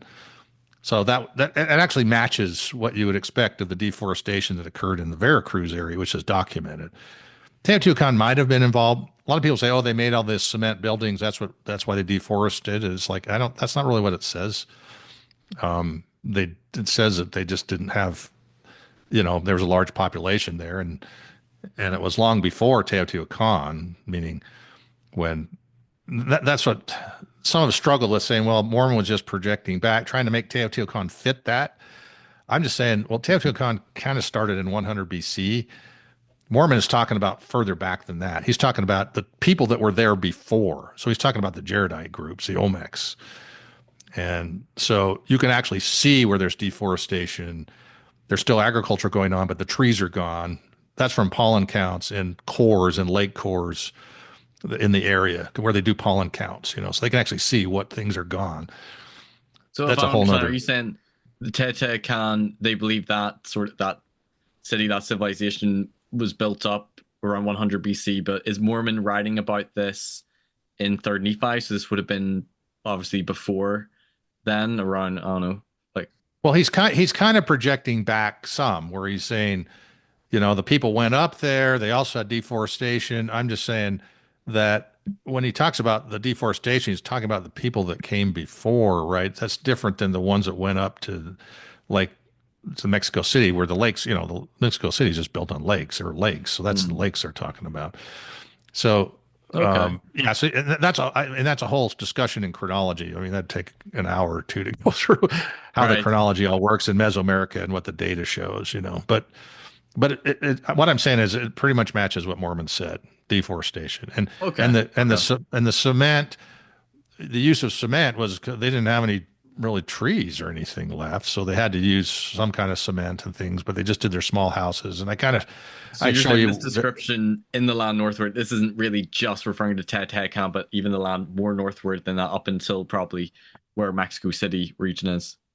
Well, I'm saying the Teotihuacan is Mexico City. I'm saying it's from the Isthmus of Tehuantepec is kind of the dividing line. So the land northward is long before you hit, meaning Teotihuacan is the extreme area of the land northward. They didn't even use it, including the land northward in terms of cities and stuff in the models that I follow.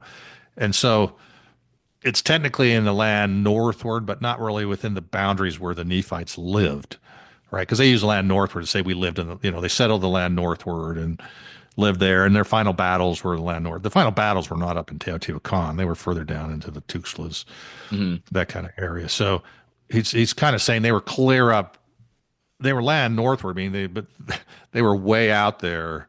They weren't part of their political organization at all. They were never under Nephite control or settlement, right? Okay, okay. But where the land was deforested, that was an area that they were sending logs up to because they had to build.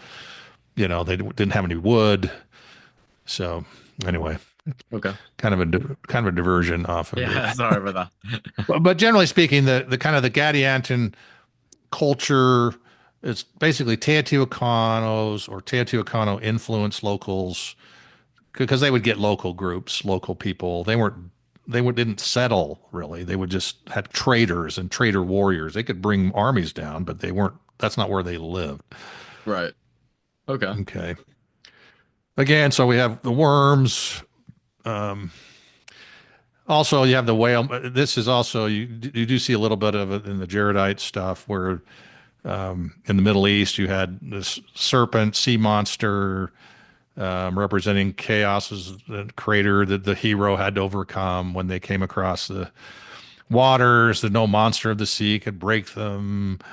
Mm. The male whale could mar them. It's kind of a hero kind of thing, you know. So it kind of matches the. Depicting the god Ninurta. Yeah, I'm not saying that they Mm. we're talking about these gods, but at least that concept of the sea monster, of the animal, represented that concept, right? There's something, forces of chaos or bad things that they had to overcome. Mm. Serpent in the Bible, of course, extensive references there. Symbol of evil, temptation, association with Satan. Even the brazen serpent, although it kind of had a righteous purpose to heal. It was the bite of the poisonous serpent that they're holding up was the requirement for the healing, right? That was the cause of the bad thing. And you see that same thing in the Book of Mormon is used in that same serpents used in the same fashion, same metaphor. In Ether, you had the poisonous serpents. When did they happen? Under this evil King Heth. Righteous King Lib came. They eliminated the poisonous serpents. Not saying it's a trope, but it's pretty consistent metaphor for that animal. Lions, same things, bravery, nobility, and strength. You have Amulek or two lions with the goats. Some of you can kind of go through this later. It's talking about drinking blood of the beach. You actually see some of the same language used as the biblical language in conjunction with the Lamanites drinking blood and the stuff. One question I have, because one criticism I've heard of the Book of Mormon as a textual anachronism is connecting, the serpent with Satan. That's something that we don't find in the Old Testament. There's not really much talk about Satan, and it's showing up in the Book of Mormon because it's Lehi, isn't it, who talks about that in Second Nephi 2, and they bring that up as a textual anachronism. What's your take on that? Do you see as this might have been somewhere in the brass plates, or? Well, I see a resolution to it, but you'd have to subscribe to my character's document translation because there it does use Satan, and it's oppressor that uses the Egyptian glyph for oppressor. That's the Hebrew word for it is oppressor. They've assigned it Satan, so it actually matches Hmm. Okay. the underlying. It kind of gets rid of the. It means they use it again. It's like they called it Satan because that's what the King James Bible version called it, right? Right, You right. know, yes, and even New Testament, right? I mean, when they're looking at it, they're also that's why a lot of these. Oh, this That is might New not have been the Testament. underlying text, what the word was. Yeah, and I'm just saying it actually kind of looks like on the plates they didn't call it Satan either. It was Okay, the oppressor. that's the translation that we have of it. Okay. Well, that's the one I made, so people they can like it or not. I've answered. I just answer stuff for myself, and if other people care about it, fine. But I just because I research and say, oh, that makes sense. So, And what's your answer if your translation's bunk? What would be your explanation for this? well, it would just be kind of what I was saying is that the King James. That's why they always say, oh, look at this New Testament clause. It's in here. It's like the translator used whatever he wanted to use. And it was Hmm. highly dependent on the King James Bible. He actually probably, some of the New Testament things, maybe they originated back, in the Old Testament pre, Yeah, because that's also Lehi. one potential But I theory don't that. think, I'm not looking for that. I'm just saying he clearly used, when he was going through Christ, what he taught. He just used they used the exact same language where there was common preachings that we find in the New Testament. I mean, Christ taught other things that aren't in the New Testament, right, in the Book of Mormon when he Hmm. came. But they're using, they did change a few, like senine from farthing. It's like, well, okay, again, that's an item that maybe they would not have understood. So I chose, but the translator is choosing. That's my approach. Is that the divine translator is taking language from wherever he likes that he thinks best expresses or best matches. So he's not at least the Christ stuff. I'm saying maybe it didn't, maybe there's a little different terminology in the New World because they had different things, but he's just using what's in the New Testament because that's the teaching that's happening. Hmm. Anytime you translate into another language, you may lose a little bit of meaning. It's hard to translate the exact meaning over perfectly, right? I just know Uh, that from translating different because I translate, I speak Chinese and translate Italian and some other languages. So it's like sometimes it's hard to get the perfectly exact meaning because they may not even have that word. Like in yeah, Italian, they say choy. Choy just means if you look in the dictionaries, it's to wit. but that's not how they just say choy. They just use to say and then this. It was kind of this filler word but it didn't mean so I'm just saying sometimes you can't get the perfect it's hard to get the perfect meaning unless you like totally explain it in 20 sentences as to what it's trying to say.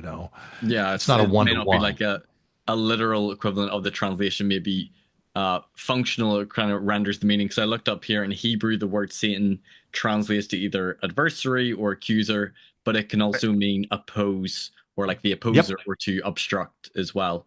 Um, exactly. And that's what I found in the characters document when I ran across that the Egyptian glyph there and it was right between the father so he's opposed because in Egyptian you actually have to put who he's opposing when you write the glyph for opposing, it's kind of and so it has the father. So he's opposing the father. So hmm.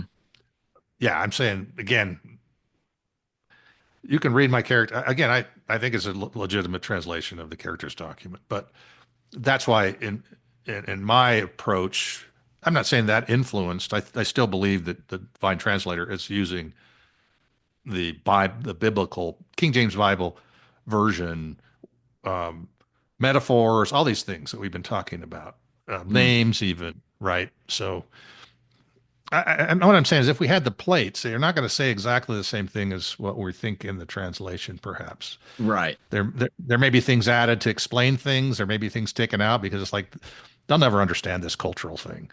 And I think whether or not you believe in sort of that Joseph was the translator or it was a divine translation that Joseph was reading, I think both parties would agree that it's not going to be a literal word for word representation of what was on the underlying plate text. It's some sort of a cultural translation rendered to the audience at the time. Yeah, right. It's an ancient text. It's got some really.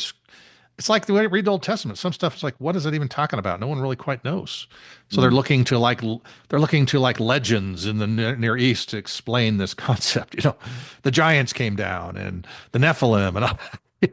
It's like, what is that talking about? You can only understand that if you understand the cultural context and a whole history of culture, right? And Hmm. and so the Book of Mormon doesn't have a ton of that. You can see traces of it. So to me, it's clear that the translator was not trying to do this literal everything culturally explained, right? Um, Right. it was Okay. trying to get a translation that we could now utilize. It's a religious. It had a purpose different than some academic translation, right? Okay. Silk, fine twine linen. The Bible has 21 verses of fine twine linen. Book of Mormon uses that term.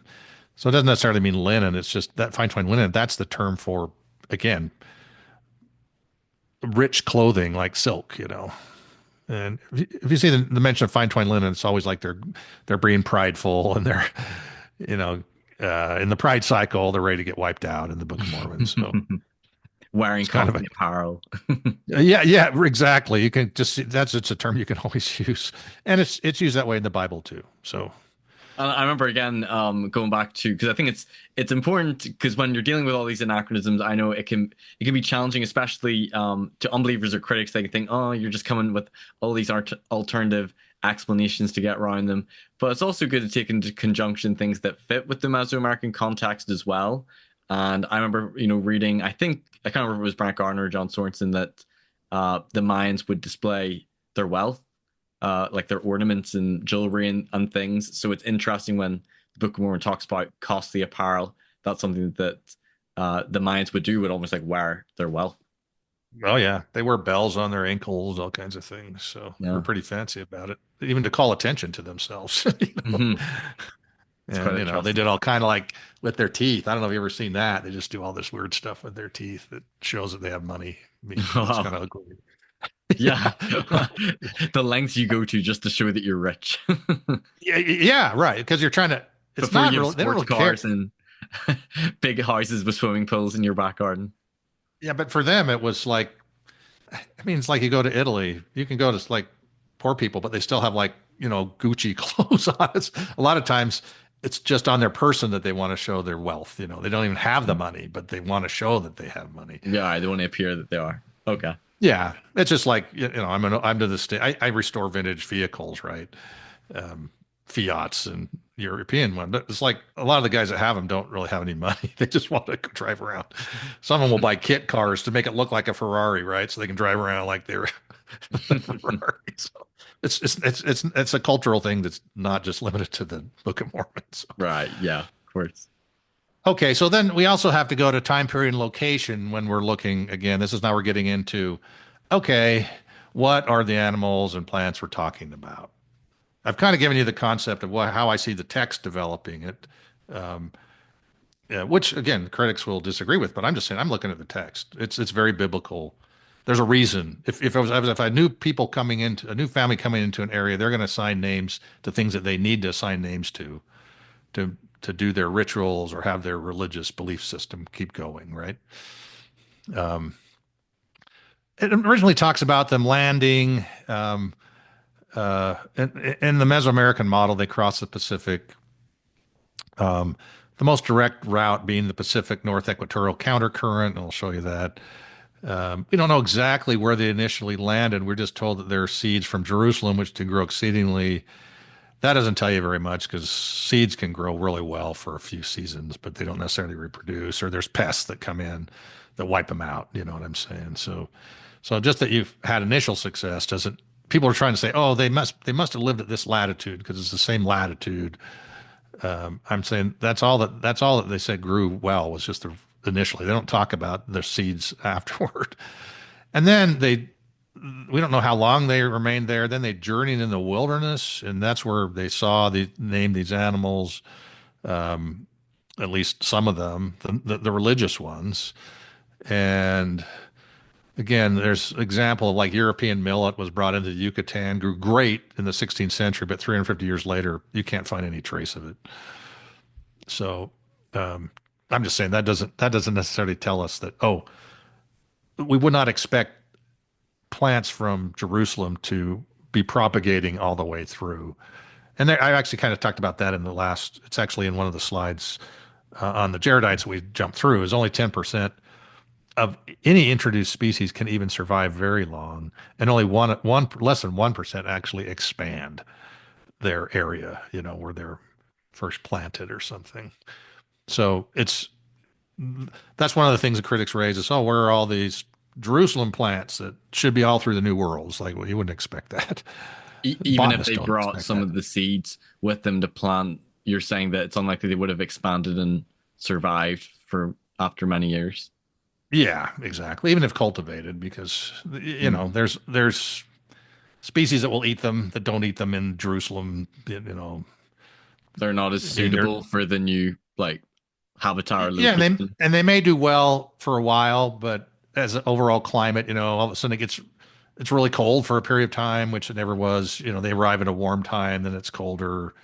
I mean, climatic conditions fluctuate over time, so you can have something grow really well for 2 or 3 years, but then you have a standard, and it gets colder for 10 years, like sometimes happens in particular areas. So um, Okay. anyway, but one kind of clue that's interesting is they said they found all manner of ore, both of gold, silver, and of copper. To me, that I don't think doesn't sound like they were out when they're journeying through the wilderness. They're seeing all these animals and stuff. I don't think that they're necessarily just prospecting and finding all these things. It seems to indicate that maybe those existed as a product of the local culture or something, right? So so I'm trying to figure out because the reason I'm talking about this is because he gave names to the animals right as they were journeying through the wilderness, right? Some of these animals. So I kind of have to look, maybe that it's further south than Mesoamerica because it seems like, and we'll kind of get into that. So that's why I said the time period and location make a difference in the Book of Mormon. Hmm. Uh, And so again, the this is, reference to the gold, silver, and copper, those are the materials posited for what the plates could have been. Timbaga, a mixture of those different metals, which yeah, we and, talked about in and and previous that's where episodes would explain the weight of the plates. he encountered them, right? Encountered those metals. So it's like, well, he was encountering them right at the beginning.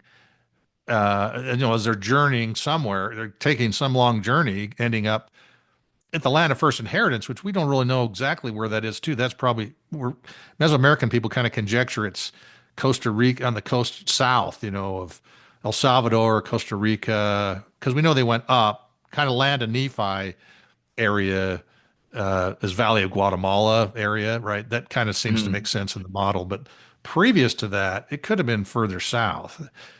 And this shows you the currents, the currents are in your favor if you land somewhere kind of Colombia, Ecuador, northern Peru kind of thing.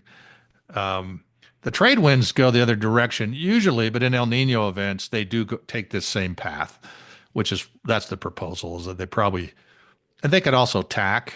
I mean, the Book of Mormon talks about them driven before the winds, but then they sailed after they got out of probably the Gulf of India. So it does look like that's one of the things that God told them how to do with ships that didn't have at that time was to be able to tack, meaning you could actually sail against the wind. That's what tacking means, right?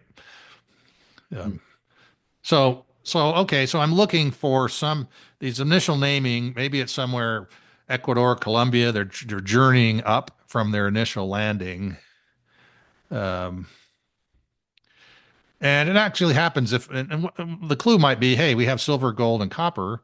So were there any cultures that had that? I mean, they weren't just observing animals in the forest. They were actually seeing these metals, which it's just I don't think they were just like, it's not that easy to go just, oh, here's a piece of gold on the ground. You actually have to spend a lot of time to mine it and figure it out. So this culture at that time, the Tumaco La Tolida, um, and then you also have the Chavin culture up Peru, up a little further to the south, also had advanced metalwork. So I'm not saying they landed that far south, but they could have got on the north end. They could have landed on the very north end of that, Hmm.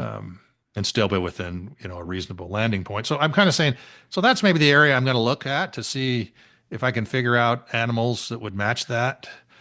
And then some of them are not mentioned after that, other than in a religious, like oxen being covetous of an ox, for example. He's just quoting the Ten Commandments, but that animal's never mentioned after the initial landing, right? So I'm saying that may be Hmm. an animal that doesn't exist in Mesoamerica, but existed on their initial landing. Because again, the attempt here is try to identify animals that would meet the requirement without going to like the horse is prehistoric and coming through. I'm saying let's see if we can figure out what might be a reasonable horse. Um, and this is kind of showing the Sorensen model, like I mentioned. You just don't you have up here, but you just don't know where they landed for the land of first inheritance, and then they took this long journey um, to even get to there. So, and they may even been in their boat part of the way too. I mean, it doesn't say that, but not surprised. It wouldn't be surprising if they kind of skirted the coast and then went up and found things that they needed and then kept going. So, they went through the forest a little bit. Okay, I always assumed where they would have landed would have been very close to the city of Nephi, in Guatemala. Yeah, well, what I'm saying, the land of first inheritance is not that. They fled from there. That's where they were going to get killed, right? So then they went to the land of Nephi. Even before that, before they got to the land of first inheritance, they journeyed, through the wilderness. So I'm just saying I'm just kind of saying I don't really know. You put an Because we, ambiguity there. yeah, I mean, we have these animals that are listed. So I'm trying to say, okay, what could they be? That's going to be dependent on where you're at, perhaps, right? Okay. Some of them continue to be mentioned later on in the Book of Mormon, so that's something to consider. But anyway, so that's and the gold and silver, copper, that kind of tells me probably that was down in that region somewhere. Um, It's interesting that those three materials are mentioned the verse before Nephi talks about making the plates. There's a chapter division. I can't remember if it's chapter 19 or 20, but I remember that was noted, I think, in Brandt's book, and I thought, oh, that's really curious. I never made that connection before, that he's mentioning those metals, those materials, and then likely, if you hold to the Mesoamerica view and the Book of Mormon is ancient, likely what Nephi would have used to make the plates. yeah, and see, the thing of it is, he found those journeying through the wilderness. He didn't find them in the land of first inheritance. And I And then he hadn't said noticed he that made, detail before. yeah, yeah, and so he's writing later, but he's saying it sounds like that's where he got that. There may not have been any gold or silver in the land of first inheritance. Now we'll talk about this next time. Up in the land of Nephi, of course, you got some gold mentioned with later, much later with uh, well, they had some mentioned initially, but then also King Noah. So actually, that's what I'm saying. So it seems to be. That's why I'm saying it seems to be that's where there was the source of the gold and silver that they used for the initial plates. Um, Okay, I was fact checking you here, and it does say, let's see, and it came to pass that after we had sailed for the space of many days, this is First Nephi 18:23, we'd arrive at the promised land. We went forth upon the land to pitch our tents. We called it the promised land. And it came to pass that we did begin to till the earth. We began to plant seeds. We did put all our seeds into the earth, which we brought from the land of Jerusalem. And then verse 25 says, and it came to pass that we did find upon the land of promise as we journeyed in the wilderness. yeah, Okay. So talk about a journey. There are beasts in the right. forest of every kind, with the cow and the ox, the ass and the horse, the goat and the wild goat, and all manner of wild animals, which we did for the use of men. Then it talks about the metals. So it's indicating that as they journeyed through the wilderness. Yeah, Okay. right. Yeah, and so that's what I'm saying. So I'm kind of trying to say, okay, somewhere between where they landed and where the land of first inheritance was, which even Mesoamerican people think the land of first inheritance was further south along the Pacific coast, um, south, not up, not where they finally, they kept heading north. They went up. It says they went up, um, so again, people, this is just my approach to saying, okay, if I'm going to look for animals, this kind of is the clues that of course, the people with the South American models will say, he's shifted to Yeah, he's South joining us America. now. Yeah. And I'm just saying, I don't really care. I'm just kind of looking what the clues are, right, of what I know from the archaeology and see where we find. So the cow, it's only referred once in the Book of Mormon. So it's possible that it may not have been extant in the land of Nephi, Highland Guatemala, or later places where the Nephites found themselves. It does need to be a kosher animal, right? Because it's a cow. Um, and I'm saying the best candidates, if we're looking in that area, Columbia, Ecuador, heading north, the forest, there's a few candidates. You could have the poodoo deer, the marsh deer, um, the Huel mule deer. I'm not sure that's probably Keshe.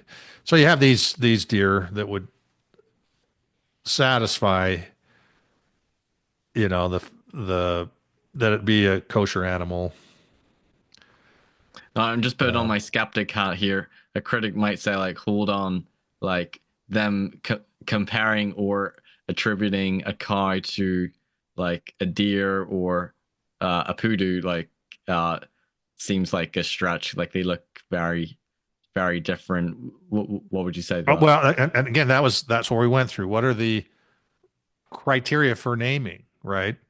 Um, a horse doesn't look, you call it a Spanish deer, for example. So Hmm. you actually have them doing that. You see that practice. And in this situation, again, I'm saying that it's more than just that. They do need to identify these animals for purposes of their religion. Meaning they can't just not find a sheep. That means they can't practice the law of Moses. So they have to find a substitute for sheep, if there aren't any, and give it the name and call it sheep. Mm. And it has to be something that, again, I'm looking at what is a reasonable, and we'll get to the sheep, which is for a type of, is probably white-tailed deer, and I'll kind of explain why, is that it has to match also practically for their religion to be practiced. Um, if it's just a, excuse me, just the priest doing it, well, that's different. Like they can get an animal, but if it's like, if they're supposed to be observing that in their families and having a Passover meal, you know what I'm saying? You've got to have some animal that's available to all of them. I think Like for whenever I horse, for read through Matthew Roper's article that he did, I think with was it Wade Miller, they proposed that cattle have been found in the Yucatan, which I guess this wouldn't be the same obviously area, but well, some might posit that well maybe there could have been some type of cattle that could have been yeah, around and this I'm area. not, again, I'm just saying with what we, those findings, honestly, the problem is if you look at a lot of them right now, they're fine. Those are part of a midden excavation. And so that it looks like they may have just been recent animals that were found. They're not like going through and stratigraphically dating when they're doing those excavations for like bones. They're just like digging them all out. It's like, oh yeah, we've got some domestic. I mean, some of them are recent animals, right? Mm. So that's the problem with some of those reports is you have to be careful about that. Yeah, there's a bunch of them that show I mean, I've got two. There's a book on Mesoamerican animals. They show, okay, cow, Bos taurus, being present. I'm just saying I don't know. I'm not. What I'm trying to do here is say, okay, let's take the approach that the animals are maybe not the same. They do that anyway, because yes, maybe a cow is present, but like sheep, there's no sheep, Mm. right? And so you know they're doing this because I mean, that's why they call it an anachronism, right? Because they're saying, hey, there's no sheep. Or like saying, well, I'm saying, no, if the Book of Mormon, the pattern in the Book of Mormon means that they are actually finding these names, assigning these names, just like it's not ahistorical. That's what other groups have done as they gone into new areas or other people came in with new animals. They've done that same type of naming. The difference is the Hebrews is that Lehite group has the other added religious element to it, right? That they've got to find animals so they can practice their religion based on what it says. In order to practice the law of Moses, you got to have certain animals. That's all I'm saying. So they had to have. And again, yeah, you could say when they got north. I'm just saying, okay, I'm just looking at this. Others can make. I'm not saying those arguments are not have validity. I'm just taking the approach. This can explain them all if you take this approach, without relying on some small archaeological find that's not been substantiated or requiring that horses, just like elephants, existed. You don't have to have that. Again, this is just proposal, right? Others may find something else that works. Hmm. Cattle, one thing about cattle is in the Bible, cattle is just a generic catch-all term. It's just any domestic ruminant animals for wealth or food. So when it talks about cattle in the Book of Mormon, that doesn't tell you very much. It could be goats, sheep. It could be any of these. What's this?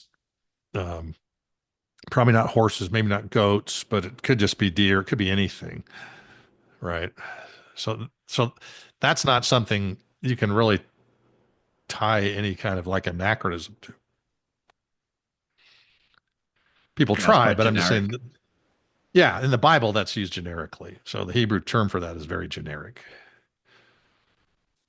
Ox, like the cow, the ox is not mentioned in the Book of Mormon. Cow is not mentioned at all. Ox is only mentioned in terms of like they mention Abinadi mentions coveting oxen, which is actually just riffing off the Ten Commandments, in the Bible. So Hmm. that's a religious, but but they did list um, uh, the term in the Bible, wild ox is ram. So I'm just which they most people think is the oryx. That's what a lot of biblical scholars are proposing. That's what was meant for wild ox that you'd have out in the forest or something like that. Oh, in the And Bible, I thought it would have yeah, like oxen. Oh, yeah, that's ram. And actually, that's actually the word that Brian finds as a source for, can't remember an animal, so antelope or something like that. And so again, I'm saying some of these you could consider multiple, right? But I'm just saying, okay, I'm just giving my best proposal. It could be one of these other ones too. mm. And so it looks like the Taruka. Again, it's down in this area. It's not up in Mesoamerica. So it's something, again, I'm applying the fact that, hey, it's not mentioned later. So that might be an indication that they just found it, as they were traveling and didn't find it up in Mesoamerica. And it kind of looks a little bit the same too, in terms of horn structure and stuff. Mm. Goat and wild goat. Now you've heard this one before, just the Brocket deer, substituting for goats and wild goats. Hmm. And those were semi-domesticated, we know, in Mesoamerica. I mean, actually, if you go on like tourist stuff now, and they'll take you to a Maya village, and there's little Brocket deer kind of wandering around. They weren't like we think domesticated and breeding, but they were friendly. They would stay in the area. You could pen them up. They weren't like trying to hybrid them and develop some deer, type of thing. And actually, I think that some of the early Spanish people called them goats. The during the conquest, they thought Oh, they they looked did. like goats. Yeah, a wee bit. Yeah, the two little horns like that look a wee bit like. Yeah, right. And so what I'm saying is this: they had to find a name, but they also, like I said, they kind of use the other concept that hey, if they look the same too, we'll call them that. Or Hmm. you know, and these are found again. Goat is mentioned later in the Book of Mormon. These are found up in Mesoamerica as well. So again, it matches that criteria of it being present where they first landed and where they ended up. This animal, uh, Brocket deer, occur both places. So And would you see the reference between goat and wild goat just a difference in domestication, or do you see a difference in animal they're referring to? I don't think it's you could actually argue that with these ones because there were some just out in the wild, then there were other ones they had semi-domesticated. So they Yeah. actually had both forms of this. Um, it may just be again that they're looking for the goat and wild goat. Wild goat is a scapegoat, so it's the same animal. It's like when they did the sacrifices in Israel with this goat, and they didn't have it. It wasn't a different kind of goat that they used for a scapegoat. It was just one they take and then they release it into the wild. So from the from the law of Moses standpoint, it doesn't require that it be a different domestic, you know, different species, nor does it require that it have one that's wild and one that's domesticated. But actually, Mesoamerica, you do have that. It does meet that criteria if you want to apply it.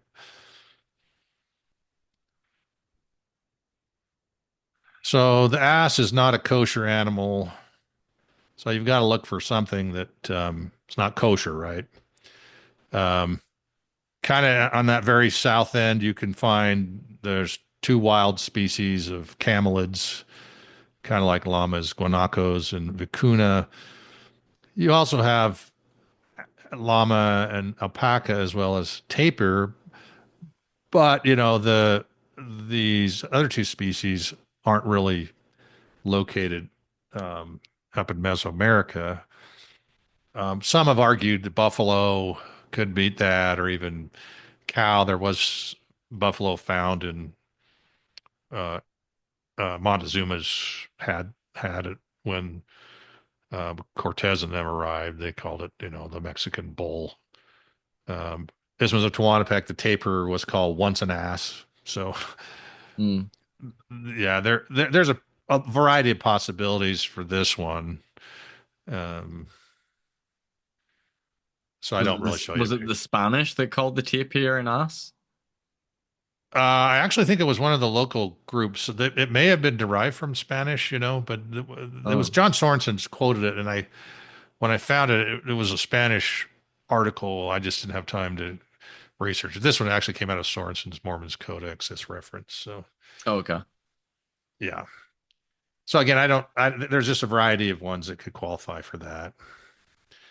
Now the sheep, as we go in, um, there's a lot of references to sheep in the, like I said. So they've got religious alliterations, the sheep among wolves. Sheep are used, and it's kind of ubiquitous. They have the lambs. It's not really mentioned as sheep specifically outside of religious references, but the lambskin is referenced as an item. So you would presume that it is an animal. It wasn't just some religious reference from the old world that they were trying to teach from. It was an animal, and their sacrifices required it. So the best candidate I have is the white-tailed deer. It's found in uh, Northeast and South America as well as Mesoamerica. So it's found all the way along that route to get up to Mesoamerica. Reasons it's probably a good candidate is they're kosher. Um, it's ubiquitous through the area, meaning people could have had them. They raised them actually. It was the most common ritually sacrificed animal in ancient Mesoamerican cultures, primary source of meat. In Brian Stubbs' research, interesting, the word for deer in U.S. Tekken is derived from the Hebrew rahil, meaning ewe or sheep. And Mm. and again, it's nowhere mentioned. While the word deer is mentioned in the Bible a lot, it's not mentioned anywhere in the Book of Mormon. So it's pretty clear that name was appropriated for another animal. That's evidence that does that make sense what I'm saying? Hmm.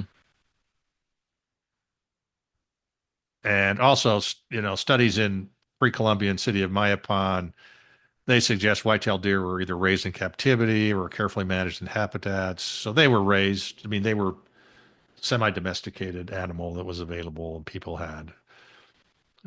It's also kind of interesting, just the phraseology that kind of supports this argument is Abinadi mentions that sheep before the shearer is dumb. Now, deer wouldn't be before the shearer, but he careful to point out it says, even as Isaiah said. So, so where you have the use of a sheep being shorn for wool, he's carefully pointing out that it's excuse me, the sheep from Isaiah. Yeah, Does that because make he's sense? quoting Yeah. from Isaiah chapter 53, isn't he?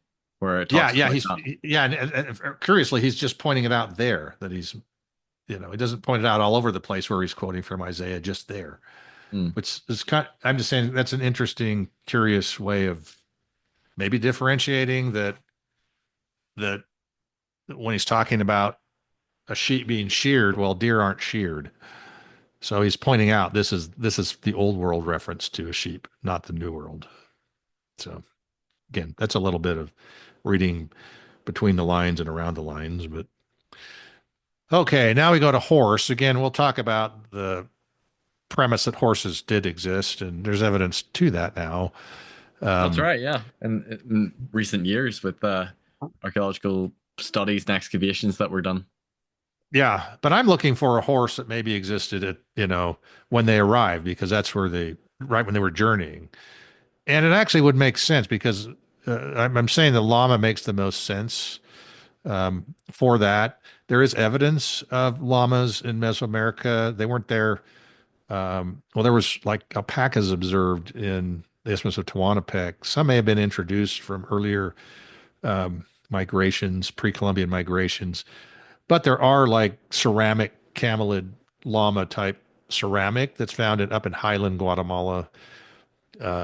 So it seems to be a pretty good candidate if you're not looking for. I think it actually, in some ways, is a better candidate than horses that existed from from the Pleistocene, and I'll explain why. I think that maybe it matches the Book of Mormon better.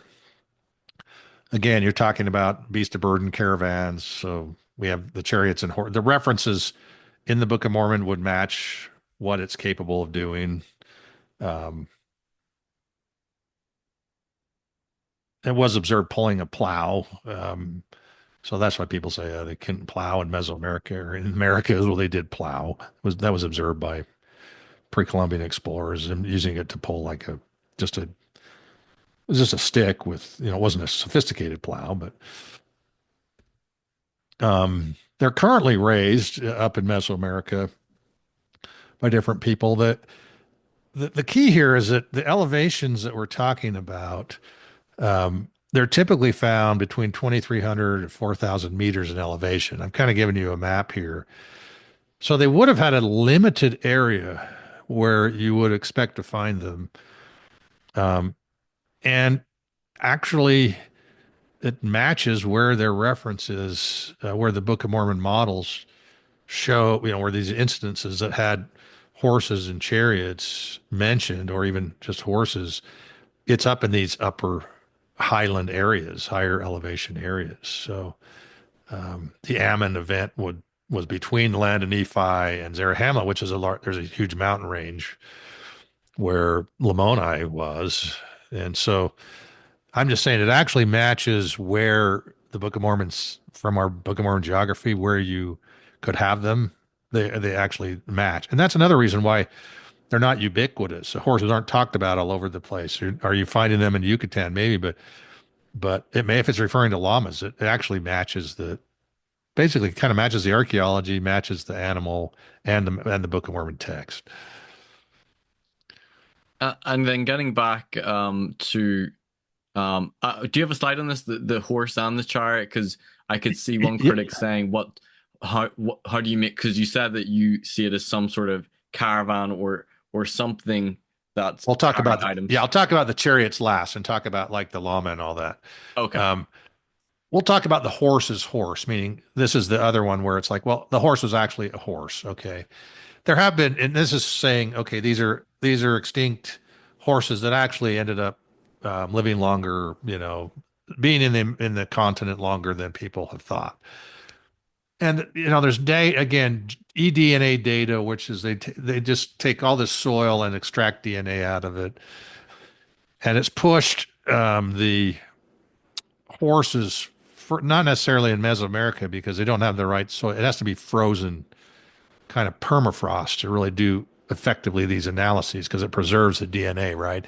And but if they find these traces of horse DNA, it means there was a lot of them because it means they're like if they're finding it ubiquitous in the soil, it's just like that one sample. It's like they must have lived there and pooped and everything for a long period of time larger populations. So that you would say, based on this, it's pushed um,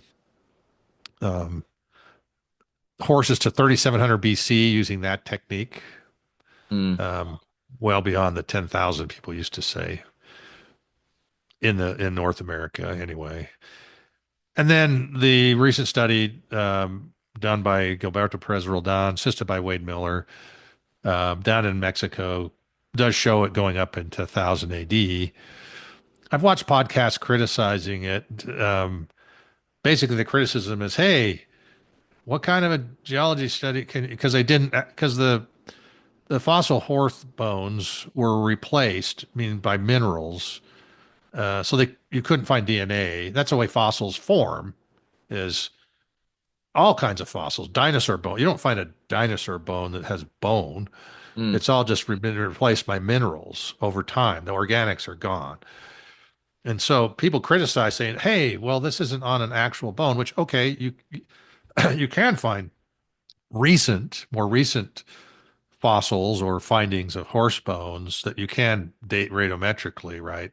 Because they have organic in them. But 99% of the fossils that are found utilize the technique they used there, which is you find areas in the stratigraphy between fossils, because you can't date the fossil itself, but you find a carbon layer, forest fire, you find in ancient, older, you use volcanic ash because you don't use radiometric dating. So, like for older fossils, so you're looking for volcanic ash, which can be dated because it forms and has minerals that change Because didn't they say over like the time. surrounding strata material? I think there was like different horse bones, but a lot of it dated to around Book of Mormon times, but they couldn't test the bones themselves Well, what they did is they actually tested a series of of layer. things that they could test that had organic material, like charcoal that's burned. It actually retained some. The bone may have not been replaced. So they were actually able to place all of the bones in a stratigraphic sequence with sequential dating of each of the layers, meaning, and the layers showed they all matched what you'd expect stratigraphically. They weren't like flipped over or turned up and around.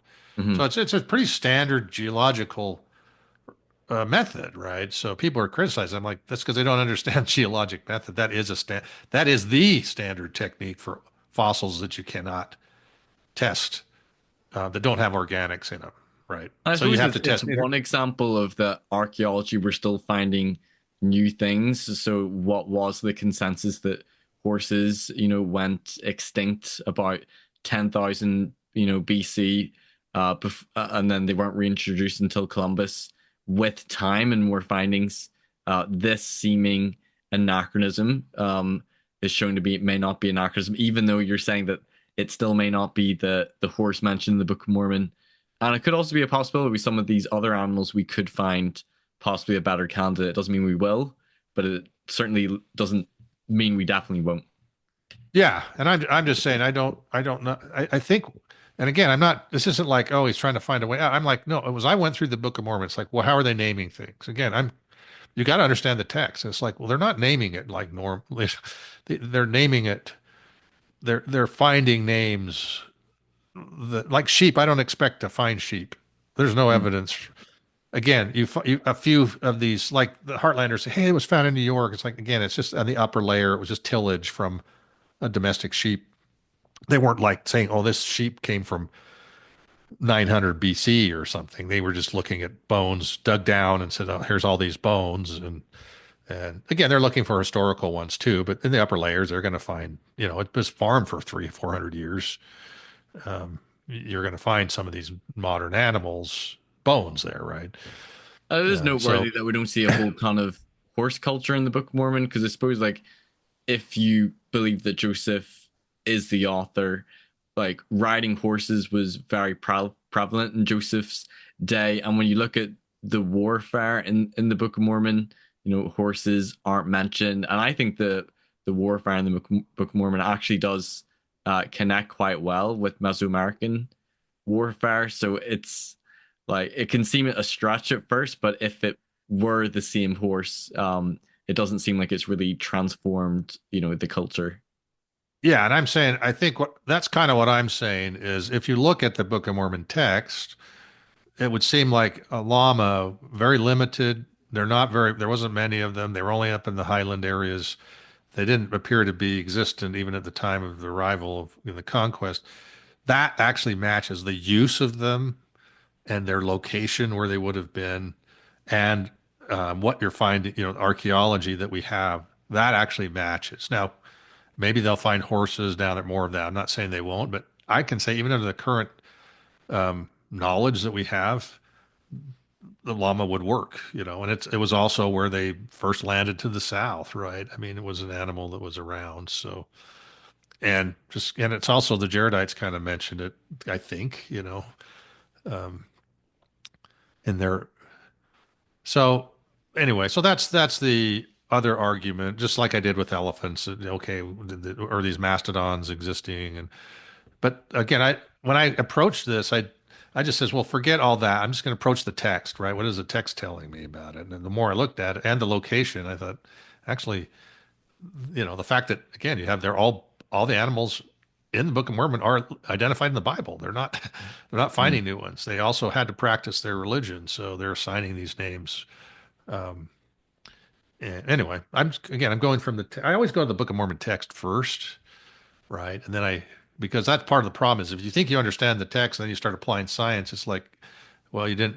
It's like when I did the geology book. Well, I go through the text. What do they describe in the text is happening, right?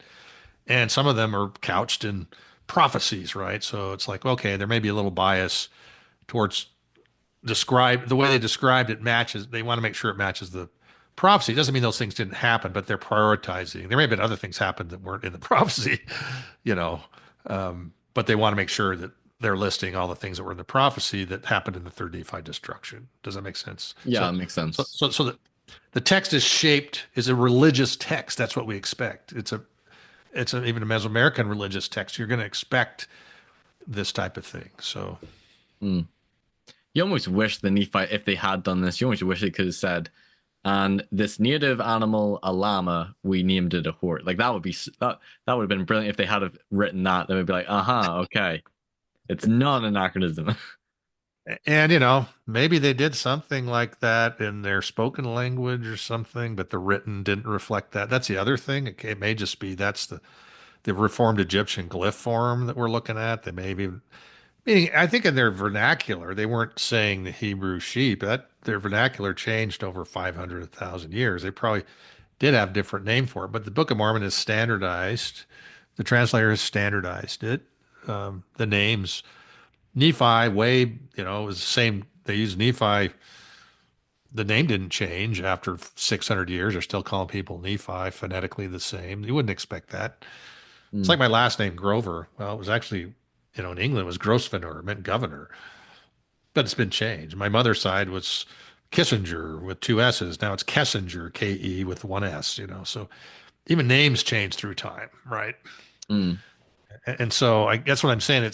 There's been a standardization. The translator has standardized the names at least, and so I'm just saying that again, critics would say, "Oh, you're just making stuff up." I'm like, well, no, I'm looking at the text and what the text tells me. I don't. The critics are fine; they make their arguments, but they're. I mean, that's the other problem with Book of Mormon research is people think it's just like any other research. Well, it's not because there's only two options, maybe a middle third one. It's like this is an ancient text or it's not. So critics want to make research and have the research drive their hypotheses. Science has hypotheses, and that is that it's written by Joseph Smith. The historicity requires that you say, okay, this is an ancient text that's been translated by somebody and had an original, all these things. And so you do your research based on that hypothesis. They always say, well, that's confirmation bias. Like, no, that's the way science works is you have a hypothesis. Doesn't mean you exclude information.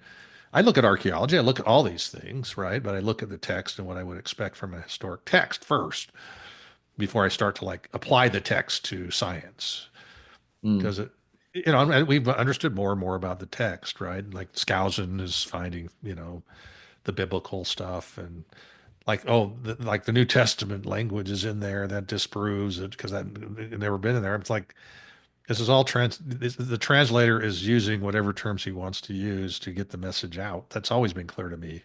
Hmm. And even when I did the translation of the character stock, I was like, oh, well, some of this stuff I know didn't get through. The structure of the dates did not get through. I mean, the way the Mesoamerican dating system works is totally different than what you find in the Book of Mormon. I mean, it's been laid down as we understand it because they don't do chronologically. This year happened, and this year happened, this year happened. They haven't came to passes, but they typically go back in time and forward in time, and you don't see that structure. So I'm just saying that's when I approach Book of Mormon. Well, let's pop through here. We got I don't know how long we've been at it, but let's hit the I think plants. about 2 hours. Yeah, let's see if I can get through these. So the plants you have, you know, the anachronisms people argue is barley and wheat. It comes from Mosiah 9:9, which says they tilled the ground, even all manner of seeds, seeds of corn, wheat, barley, neas, sheum. Because corn's Um, prevalent in Mesoamerica, but not so much the wheat yeah, barley. yeah, and I'm going to talk about all these just so we kind of narrow it down, what's what and what's not what. Um, barley is also mentioned as part of the Nephite commodity trading system. Um, the anachronism assertion is that barley and wheat didn't exist. So it has been shown there's a domestic form of barley, little barley, which was cultivated up in parts of Mexico and Arizona and the Mississippi Valley. You actually have it here. I mean, it's a species. I have a field. I've got little barley in my field. I don't grow it, but it's there. Um, the barley family is Hordeum. There is Guatemala, a form of barley called Hordeum guatemalense. Uh, Although it's not been archaeological to been cultivated, other similar barley grasses have been used. Now, again, this is going back to what we talked about before. Wheat and barley are mentioned in the law of Moses. Those are what you use for the sacrifices. So they've got to have barley and wheat. They've got to identify something as barley and wheat. Mm. And that's what's interesting is those are the ones that are the anachronisms, right? Which is again kind of the premise I'm showing is that what you're calling an anachronism is just a forced naming under the law of Moses or for the religious purposes. Right. Names they needed for the law of Moses, their sacrifices. For their grain offerings. Right. This particular, it doesn't. You always presume barley is for human consumption, but the text doesn't necessarily require that. It could have been cut, harvested for animals. Meaning again, we're still looking at the religious. If you ignore the religious function, um, so I'm gonna trying to go through this list and figure out what might be what. Corn, you mentioned, corn seemed to match maize, but it's using the Bible. Again, we're going back to biblical stuff. It's just a generic form for grain. Could mean any grain type in the King James Bible. Came from corn, which is just meaning grain. And then corn in the Hebrew word in the King James Bible can even mean peas and beans. It's not just limited to what you'd call grains, anything with a kernel. Does that make sense? So corn, it could be a lot of things. Now, could also be beans. It seems to be a common crop because of the Lamanites. It says when they came through, they robbed their corn out of their fields. So it seems to be a crop that was not some specialty crop. And then another concept here is in Mesoamerica, it's kind of interesting because they used the milpa. They would plant everything all together. They weren't didn't have fields of corn and all the corn. They have corn and they plant squash around it, and beans would climb the corn. But they had a cycle because of the productivity of the land where they would do 2 years of cultivation, 8 years of just let it grow. And that's why it's interesting. I mean, people said, hey, you had these Lamanites, says the Nephites were tilling their lands and then they're stealing corn at the same time. It's like, well, that's because you don't understand the way that they farm. So they would be tilling, they'd have the lands fallow for like 7-8 years, and then they would till them, getting ready to plant them the next year. Meanwhile, they had other fields that were in production. So it's a crop rotation is what you're looking at. So that actually makes sense in the Mesoamerican concept. So we got to kind of look at the Sheum and Neas. What are those? Because whatever is barley and wheat, those won't be it, right? So in the Sumerian, Shea means barley, grain, to measure. It could be this. You'd say it could be the barley, except it's used in the same sentence, so it's probably not barley, right? It's not the thing that they've called barley. Mm. It's a jaredite. It's some native, probably grain, because this is the pattern that the Jaredites would name something they didn't get from the old world. They would assign it a new name for the most part. So Aeneas, again, you have a Sumerian construct that kind of works, a designation of trees, kind of a qualification of grain, a seed. Seems to kind of indicate kind of a bush or tree. So probably the best candidate is chili peppers in Mesoamerica for that. And Miche Nij also means chili pepper. So maybe you have a linguistic link there. Mm. Okay, so then I'll go to, so we've kind of identified those two. Let's look at the possibilities for grains equivalents in Mesoamerica that we might consider. And there's a foxtail millet, chia, two species of amaranth. These were ones that we know were raised in Mesoamerica. Huatzontle, and then three kinds of teosinte. One thing I'm going to look at is also, it's like, well, you had their festivals also featured, like the Passover was supposed to be the barley harvest, and the next festival was supposed to be the wheat harvest. And so it's like, well, there probably needed to be a difference when they harvested these grains. So that might narrow it down a little bit as to which one is which. So so that's kind of why I have here listed here on the bottom the potential. If you consider corn to be maize, if you don't consider it, then you have some possibilities. If you consider corn based on the harvest season, then you arrive at these other possibilities. So all I'm doing here is narrowing it down to the possibilities for wheat. If you're looking for a difference in harvest between barley and wheat, then these would be the pairs that you could arrive at. Does that make sense? Okay. Yeah.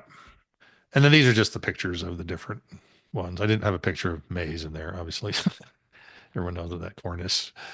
So these are your different grains that could be barley or wheat. Well, some of them, if you're using the difference in harvest, then some of them could not be the wheat. But okay, let's get to the wheels and chariots, because that's listed as anachronism as the wheel. Chariot only occurs in conjunction with the word horse, right? It might be a kenning. Like I said, it might just mean caravan. May not be literally requiring a chariot, perhaps. But let's look at the wheel. People say, "Oh, the wheel, that's anachronistic." No, wheel is not. The use of a wheel is not anachronistic in Mesoamerica. They use it for water wheels, rotating in a mill. You have whirl spools. These are used to spindle whirls to make thread and cloth.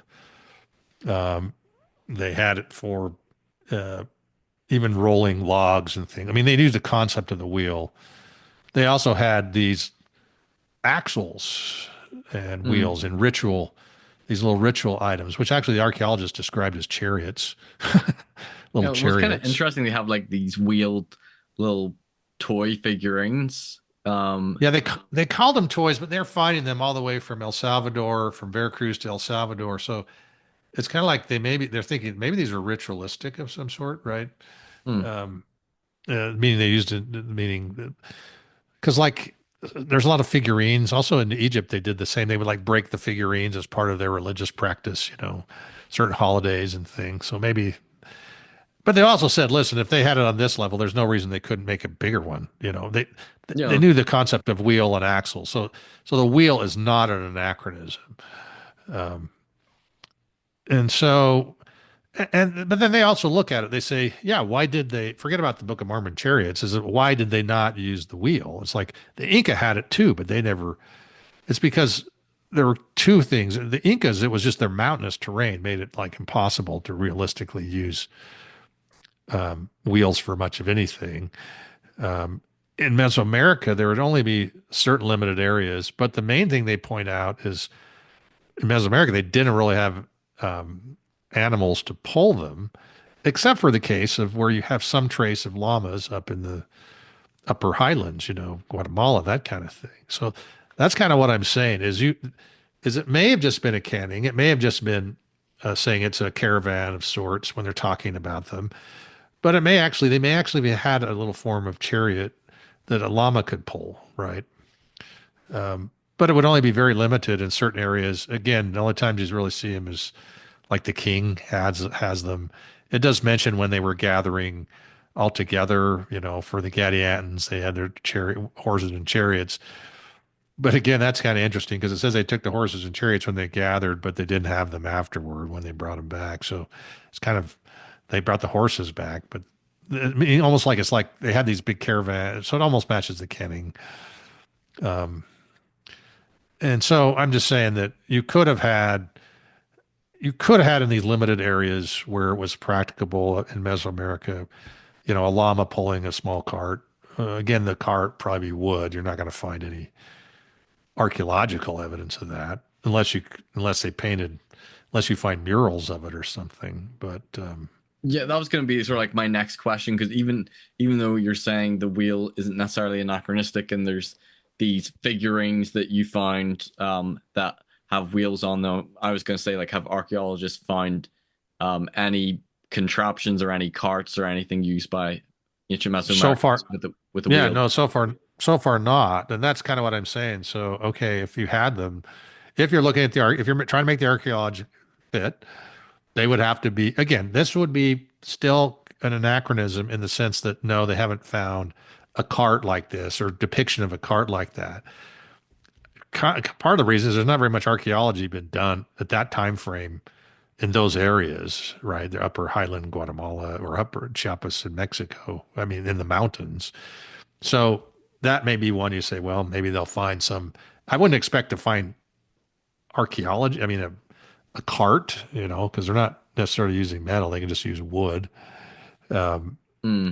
and the little ritual things are made of ceramic. You're not going to have ceramic wheels, so Yeah, you so it may not wouldn't find it be in an preserved. archaeological dig. So you're going to have to try to find it on some, mural or some artwork on some pot or something like that. And maybe they will find it. But yeah, I would say that if you're looking for an actual kind of chariot, I mean, Brant's saying it could mean something else. What's I'm your just thoughts saying, on that hypothesis that it because I think they're saying in maybe the underlying Hebrew it could also be referred to something that you'd be transported on, and in Mesoamerica kings would be carried on like this litter, and sometimes animals would go with them. Like unbelievers, even myself, I'm like, no, I don't find it super compelling, but maybe like what do you think about that explanation as well? yeah. Again, this is an area. I mean, I would say that chariots. Again, There's critics always say, "Oh, ambiguity. you're just trying to find everything." I'm just saying, well, actually, there's plenty of evidence in the Book of Mormon otherwise. So you do have this difficulty of, so you can, like I said, it does look like in the Bible, it can just mean caravan of sorts. Brant is saying perhaps in the underlying Hebrew, it's meaning a different form of transport, and they just had the animals along with. They're only ever mentioned with horses though, so that's kind of curious. And then I'm saying if you want to take it literally, meaning let's say, okay, was there an actual wheeled? Because kind of the definition in the Bible, most part, if you are talking about a chariot, it is referring to a wheeled. If it's not talking in a kenning or kind of a general Yeah, way, some sort of wheeled device. yeah. And I'm saying, well, this may be a possibility. Is all I'm saying. If you have llama for your horse, they were present. At least they're not really finding in the archaeological days, but there are some ceramic representations of llamas up in the upper Highland Guatemala. So maybe you did have on a limited basis, and these would have been elite items, right? They weren't like common. It's not an animal a lot of them are going to have, probably. Mhm. I don't know. So it's just another.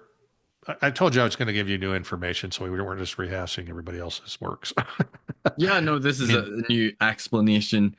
And for me, like if I had to choose between the two, I find that one a little bit more like makes a little bit more sense of the horses and chariot mention.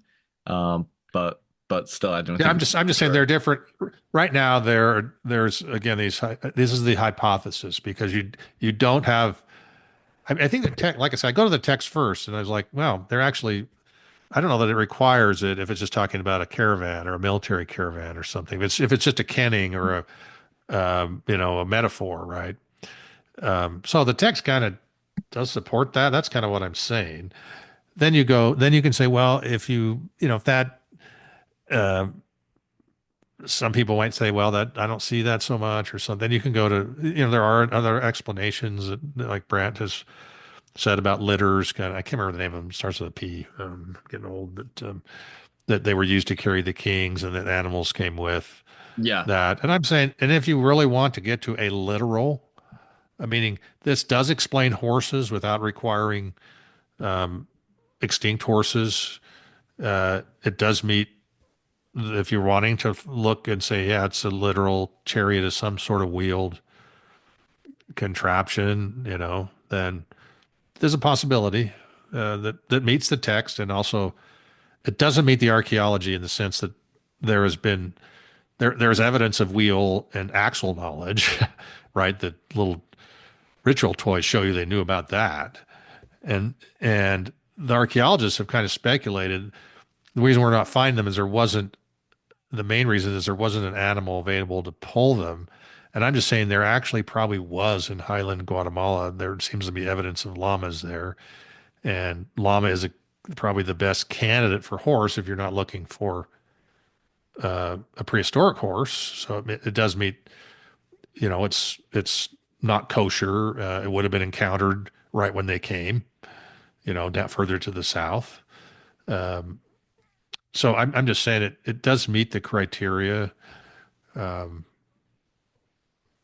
if you're looking for the more literal interpretation, does that make sense? What I'm saying? So it's one of those where you actually have two or three um, possibilities, and again, the archaeology, the textual stuff, that's just it is what it is. Maybe they'll find more texts that show different uses of that term anciently. I don't know, but this is one where if you're looking for the literal, you know, chariot.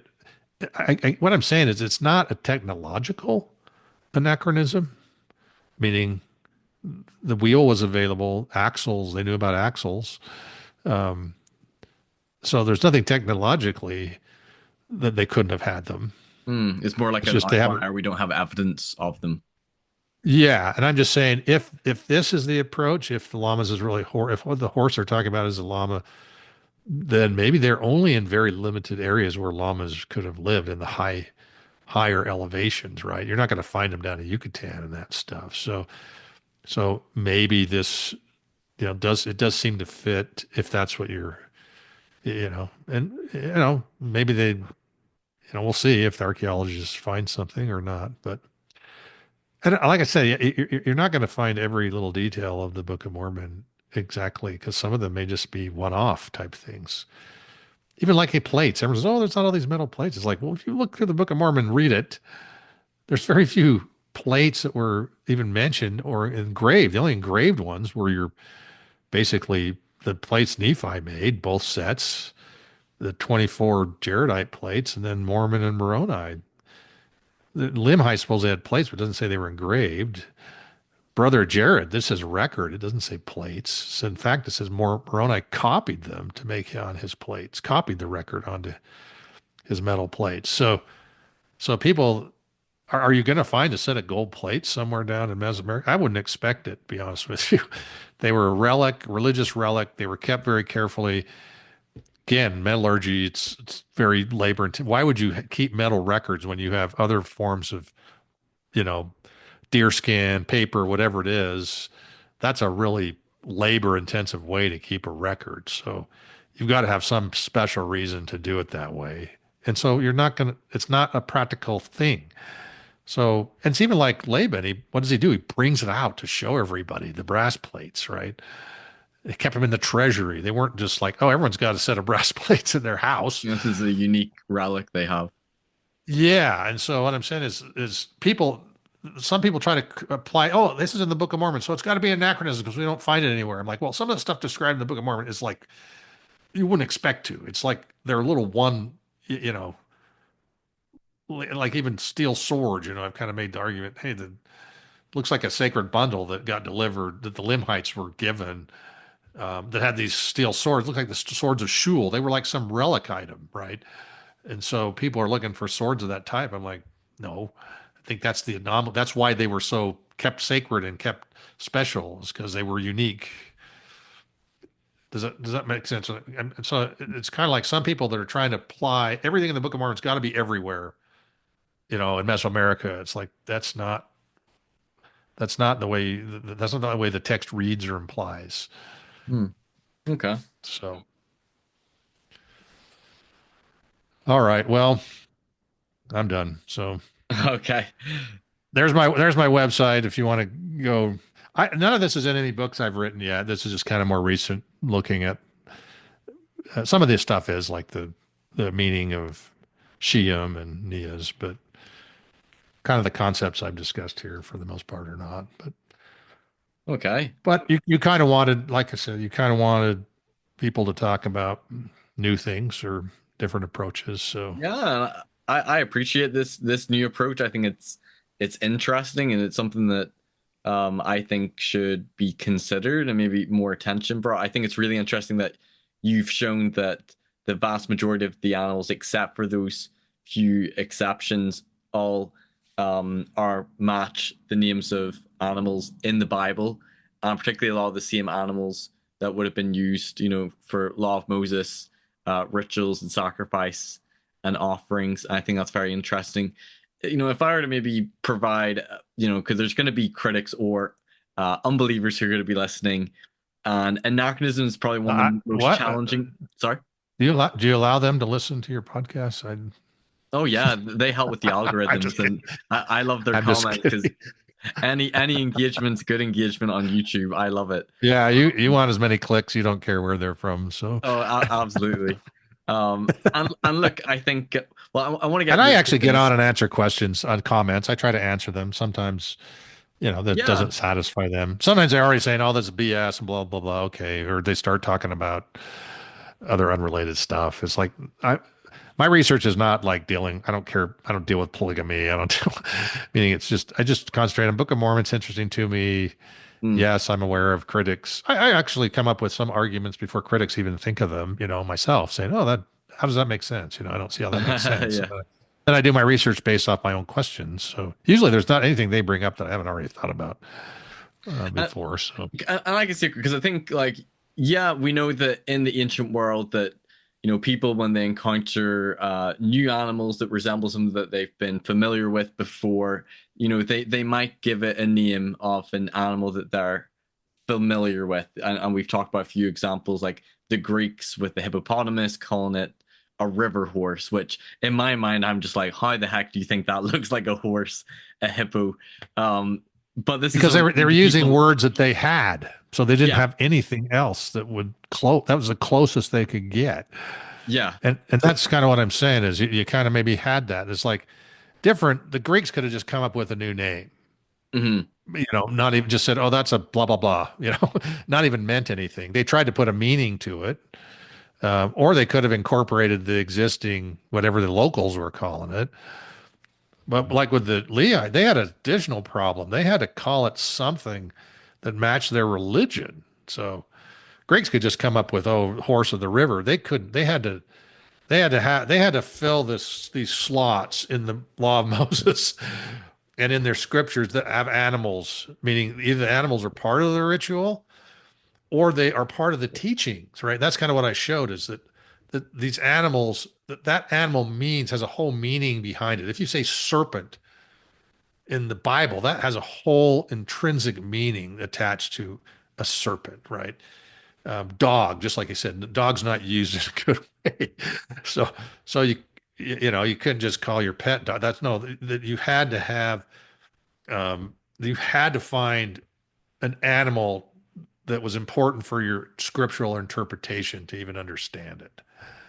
Um, it does that make sense? In order to teach that principle, you got to find something you're going to call a dog. hmm I may have had like another name in, Miche or, all the multiples of languages. I mean, the Nephites had multiple languages. It wasn't like they just spoke one. We kind of know that from the text.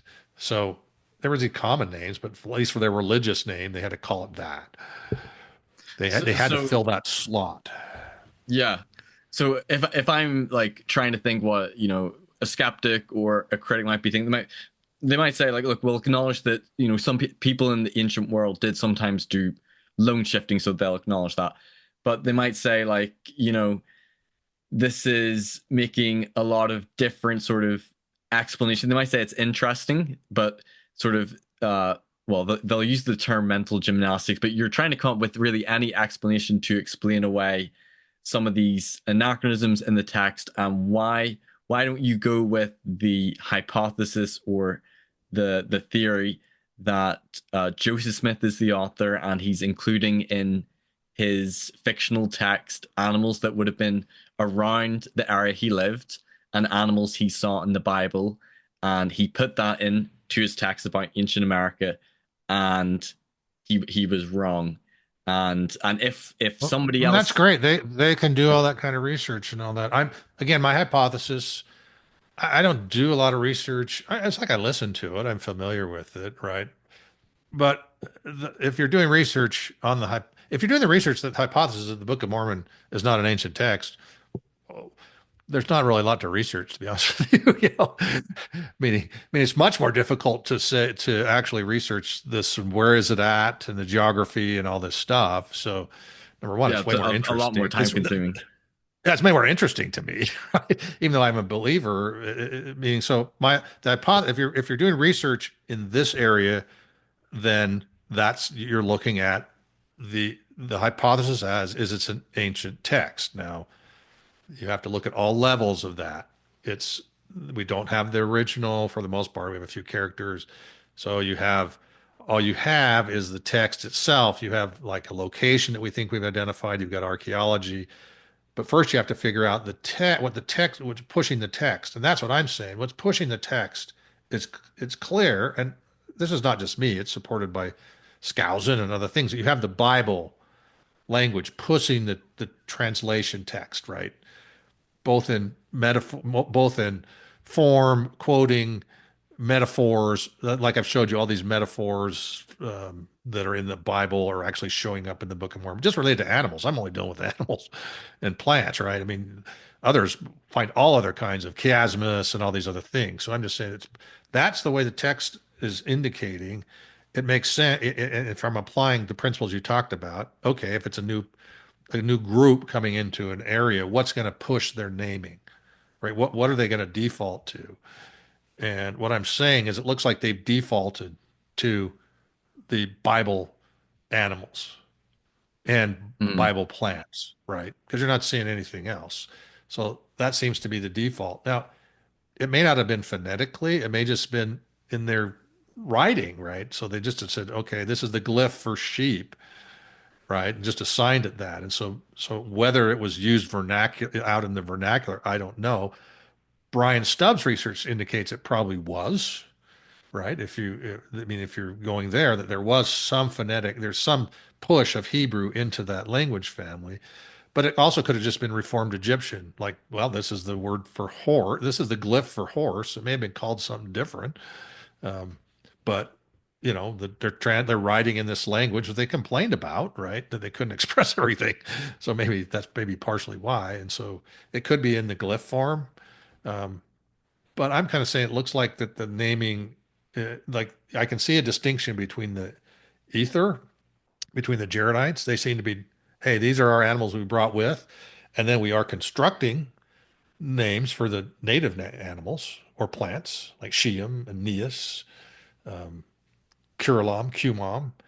You're not really finding that in the Hebrew, in the Nephite section, really. Maybe Ziph, but even Ziph has a Sumerian form. So So I'm just saying. So it seems like here's the path that the Jaredites were using in their naming nomenclature. Here's the pattern, right? I'm looking at patterns. Here's the pattern that the Lehites are using, and I'm showing all the elements that meet the pattern that I'm proposing.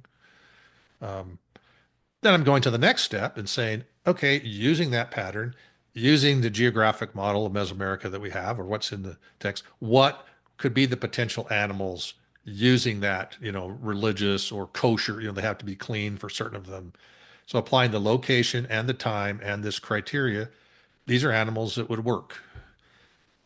And that's why the llama, I'm saying, okay, I'm applying it, saying, okay, it seems like horse could a prehistoric horse be a candidate for that?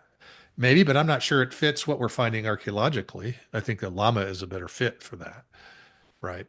Mm. Um, Um, and and especially if Curulom is a llama, horse was something different. They didn't call it, the Jardites didn't call it the same thing. So yeah, I think that's an important differentiation.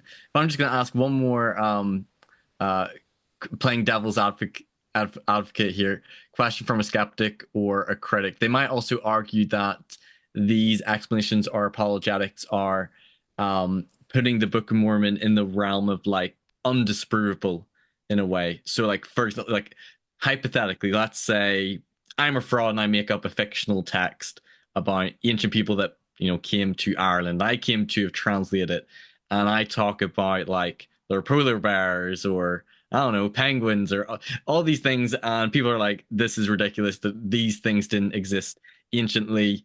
And then, I could use the same apologetic. Well, when it says polar bear, it was just a badger, or when it says penguin, it could be this. And somebody might say, like, you could use this apologetic or technique to excuse any sort of made up text where those things didn't fit. What would be your response to that? well, at least on the at least the ones we're talking about, right? The other anachronisms I kind of show that in the previous presentation, I talk about compass, I talk about all these things are actually extant, right? So those aren't even anachronisms. They were just not they they weren't found, or they didn't understand them, or cement, those kinds of things. So, but but I get the approach I'm taking is, again, I'm not trying to. The critics, they choose whatever pathway they want because they're doing their premise is it's not. So their research will support. They're not making any arguments in favor of the Book of Mormon. Their research is that it's not. So they're looking for evidence that it's not a historic text.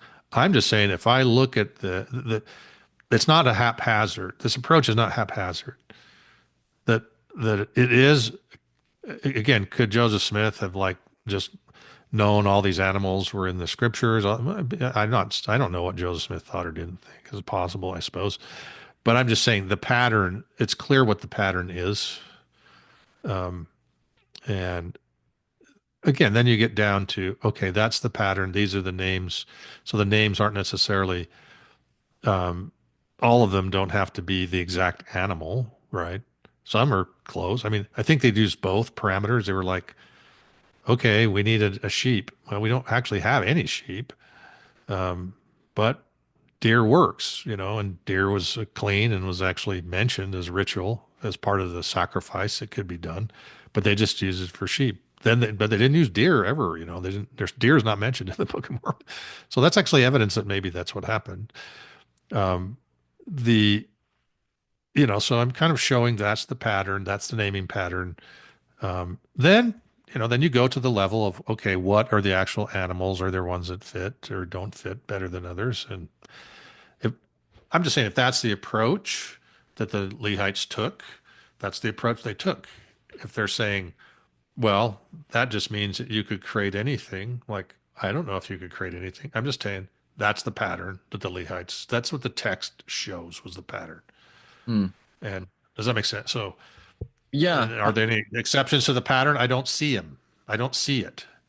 And so I'm kind of like, okay, can that pattern be recreated by Joseph Smith? Well, they could make that argument and make that, you know, perhaps. I mean, did he know when he was writing the Book of Mormon, did he know all the biblical metaphors for each of all these individual animals and what they were applying to, the goats fleeing and all this stuff? I don't know. I suppose he could have if he knew enough, again, that's putting a lot of, I, I couldn't have. If you had me to try to write it now, I couldn't have without looking at all the biblical studies and interpretations and all that stuff. So he may have been smarter than me. I'm not saying he wasn't, but I don't know that I could have done it. Hmm. So So I'm just Like, laying out here's the pattern, here's what works, here's the animals that work. I'm not really relying on unknown animals, right? I'm not relying on unknown plants. I'm just saying this pattern works, these work, they were grown, these all the pattern works. Again, the chariots, that's another, that's where maybe we still haven't found the it's not a technological anachronism. We just haven't found something like that or found a picture or representation of it yet. yeah. And again, I'm saying, and if you do, it's only going to be in a very limited area where you're going to find it. Because the Book of Mormon doesn't mention it all over the place. And of course, the Book of Mormon itself is way more limited than people think under the Mesoamerican models. It's not all over Mhm. Yucatan and all that stuff. It's really just limited to, you know, um, where you actually find Nephites, just basically Highland Guatemala, later up in land northward. But honestly, most of the time, Southern Mexico. they were wicked anyway. I mean, the population that would have been observing anything that's related to the religious texts is quite small. It's like the time of Christ birth, they gather them all to kill him. Well, there wasn't that many of them, obviously, or they couldn't have done that, right? They weren't, you know, those guys knew how to fight. you know, they, so, so I guess all I'm saying is you kind of have to read the Book of Mormon before you start applying all this stuff. And again, their research is looking for all kind of elements, um, whether it's Dartmouth College or all these things, trying to show how Joseph Smith could have written it. I don't really. It's not that I don't read that research or know something about it. Some things are interesting from a historical standpoint, but I follow research just because honestly, it takes a lot of time. It takes much more time to do research in my area than Yeah. it does in that area, right? I actually have to know the archaeology of the area. I have to know the different geographic models. I have to know native animals. I have to know biblical studies, right? They don't care about, why do they care about biblical studies? They don't hardly care about it. Here I have to say, okay, if this is an ancient text, I got to look at, the background that I have to know about the sacred tree and sun worship in Israel, that was, or Josiah's reforms, all that kind of stuff. They just do their research saying, okay, Joseph Smith already knew that, or he copied it from somewhere. That's all their research has to really try to show, which I actually don't think they've done a very good job of it, but that's it's not been very convincing to me. Of course, they say, "Well, you're a believer. Why would you believe it?" I'm like, "Well, I evaluate all research on its merits. Some is okay, Some things they've come up with are, oh, that's interesting, but I think if I were to add like one comment, almost like stepping back from this whole topic, like whenever I did my series on the Book of Mormon myself, like I think the best theory is the one that tries to account for all of the data. And just speaking for myself, I personally find some of the textual or archaeological physical anachronisms in the Book of Mormon probably some of the biggest challenges or best arguments against. And if there is nothing in favor for the Book of Mormon and all of these anachronisms and we're coming up with counter explanations, I almost be like, yeah, I could see why critics might think these are stretches, but as you mentioned, I think you also need to take into account the evidence or arguments in favor as well, and your theory or hypothesis or your model needs to account for those things. Like, remember we did the episode on the geology in the Book of Mormon. I thought it was very compelling, lots of Mesoamerican connections and convergences. Then you get into the old world stuff with Nahum and Bountiful and ancient names and the witnesses, and then the complexity and the coming forth of the Book of Mormon. All those things I think need to be taken into account as well. And then, yeah, you could approach some of these anachronisms and these are challenges, but then you're coming up with a model or a theory that tries to explain all of the data. And if you just focused on the things going against and ignore the things in favor, then yeah, you'll be probably very convinced that okay, these anachronisms debunk it, and this is all apologetic, sort of mental gymnastics or stretching. But in sort of like coming to a model that explains the data, you have to find explanations for things that might pose challenges. yeah, I don't ignore data. That's what I'm saying. I actually kind of like the things that people haven't figured out because sometimes that actually gives light to the text as to what it's meaning they may have interpreted it one way, and it's like, oh, actually, if you look at that, it's actually kind of supportive of the Book of Mormon, not against it, right? And so, Because I at again, least you've tried to provide explanations, whether or not your explanations are right or not. You're trying to provide explanations to account for this.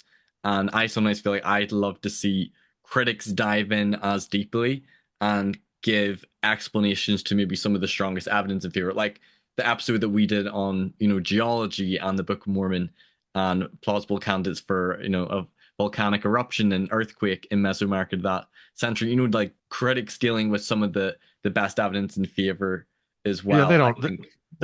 They honestly don't. I can just use the example. Like I did a lot of research on the plates, and I even had some new stuff I was going to present at a conference that got canceled.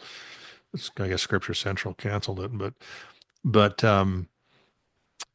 it was clear that there's some podcasts, and I'm like, you didn't even read my book. I mean, they're saying stuff about you know, I was like, meaning they expect you to like seriously like dive into all of their sometimes just crazy theories that some podcaster throws out there, that don't even have a publication on it, and I'm kind of like, well, first of all, I publish stuff. I do peer review and publish it. So you can see all my academic sources and everything. Um, they don't seem to care to do the same thing for the most part. Uh, a lot of them, it's like the CES letter. Was that peer reviewed? No, it's just a throwing spaghetti against the wall and see what sticks. It's just a list of, and honestly, I mean, it's the whole premise is kind of incredible to me. Where I wrote this 90-page letter to my seminary guy and he didn't respond. I'm like, well, and you were offended by that? I mean, it's probably like, what's the matter with this kid? He's writing, spending. I mean, it didn't happen that way. I know he did other things, but it's like, and you got offended by that. I'm like, if I wrote somebody a 90-page letter and I think we get mad if they don't respond to every answer, which would probably take 500 pages of a book to respond to. Yeah, I'm and a just like, long time of research, and yeah. yeah, yeah. It just seems like, okay, this is this is just another internet stupid thing that it's just a way of putting out some additional arguments and putting it in some way that you were the victim and blah blah blah. Yeah. So, I'm just saying when I look at stuff, it's like if you publish, which some have, some have published some critical stuff, which then I responded to on the plates, So the guy published a book, um, on the plates, and he basically said if they were below 50%, they would have all corroded away, and it had to be less than 50%. It's like, okay, well, he's making a lot of presumptions here. And I just went through and systematically showed anciently that they had this, it didn't have to be all gold. They had, gold gilding. They had all these things. And here are examples of the Lord of Sipan that existed with Tumbaga items that were just perfect. When they excavated them, showed the pictures when they were excavated, there was no tarnishing or anything. Because he kept saying Tobago corrodes. It's like, well, low quality Tobago does, but high quality doesn't. So if they publish something like that, I'm always happy to look at it if it's in an area that I have an interest in. I mean, Yeah. I'm not an apologist. Like I'm not running around, oh, I got to answer this answer. I'm just like, because you said you want to bring me back on. I thought, well, this is something I've been thinking about, like the anachronisms a little bit. I want to get into a little bit more. My last book was on calendars, right? It wasn't even totally, not even related. But then I'm finding Mm. some information that, oh, this is actually enlightening this story too. And And I think so, sometimes as well, critics can bring up legitimate like issues and questions and things that need to be explored and investigated as well. So it can be good to get things pointed out to explore deeper and see what you can no, I just. don't, like I say, I don't, if they want to publish what they want to publish, I don't, it's not like I'm offended or if they say something, I've given them some of my books. I never read them, but it's like, okay, if you don't want to read it, and my books are all up for free anyway. So like this Mhm. excuse, I didn't have access to your book. I'm like, well, you could download it for free. Just you don't want to bother because it probably contradicts. See, that's the thing. I read anything that contradicts my point of view. I'm not afraid to read any of that stuff. That if it's if it's like legitimate, if it's not a bunch of F words, I kind of just like ignore those kind of posts. But I'm always open to listening to critics. Mhm. I don't always have time to respond to every cockamamie argument, right? because I try to do my own research that I'm interested in. Because I'm not And an there's an apologist infinite of amount this. of topics as well. Like you can only specialize in what you can specialize Yeah. in, which is why on my channel, while I'm trying to like explore and research different topics, I also want to bring on people who are way more knowledgeable and who have spent years really researching and have more expertise and to hear what they have Well, to say on it. and honestly, I would have to say it is actually a problem in the sense for Book of Mormon is number one, there aren't hardly any, there's no one really writing anymore much about geography, right? Um, John Sorensen died. Brant writes some things, but he kind of tells you he's not really looking at geography. So I don't really have a lot of other people I can talk to that are still continuing on doing research, especially on Mesoamerica and Mm, stuff. There are a few, but for the most part, people just assume, oh, somebody's doing it. Well, somebody's not doing it. I'm not finding people out there doing it anymore. yeah. BYU, there's maybe one or two people, and they don't really do much. So what I'm saying is um, when you're looking for expertise and things, that's why you're talking to me. I'm just an independent researcher, right? There's not somebody at BYU that all they do is Book of Mormon geography.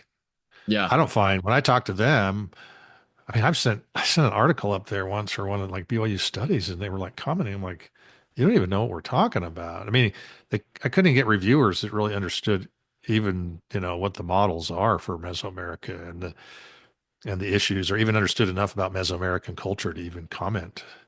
Hmm. So what I'm saying is there's not this big body of research out there in the Yeah. area I'm doing, especially science, almost nobody. There's one other guy, Charles Dyke, who has written a few articles. He's a nuclear engineer, and, a pretty smart guy, but he's getting older. He's in his 70s. So, um, I don't know. Well, So I think it's good that myself and I know Ward Radio have had you on a lot, and I know you've been on Gospel Tangents at least once or twice. So it's good that we're bringing your work and your research to light by bringing you onto these podcasts. And I think you've done a lot of fascinating research as well, and I think it's good to bring it to attention. So I think this has been part two. We've gone about 3 hours, so we'll wrap things up. But we're going to do a third part yeah, soon. It's going to you might focus want to mainly cut on this metal. up, cut this up into part two A and B or something like that. I might have to, or else Yeah, I'll that'd be be telling fine. Mormon stories in length.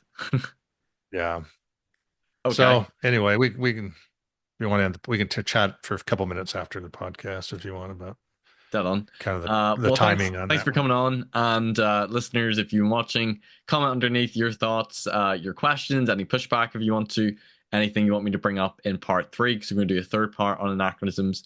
And don't forget to subscribe and like this video, comment, because they help with the algorithms. And if you care to send a donation, you can via PayPal or Patreon. The links are in the description as well, as they help. And I'll see you next time on Mormonism with the Murph. Take care. Bye bye.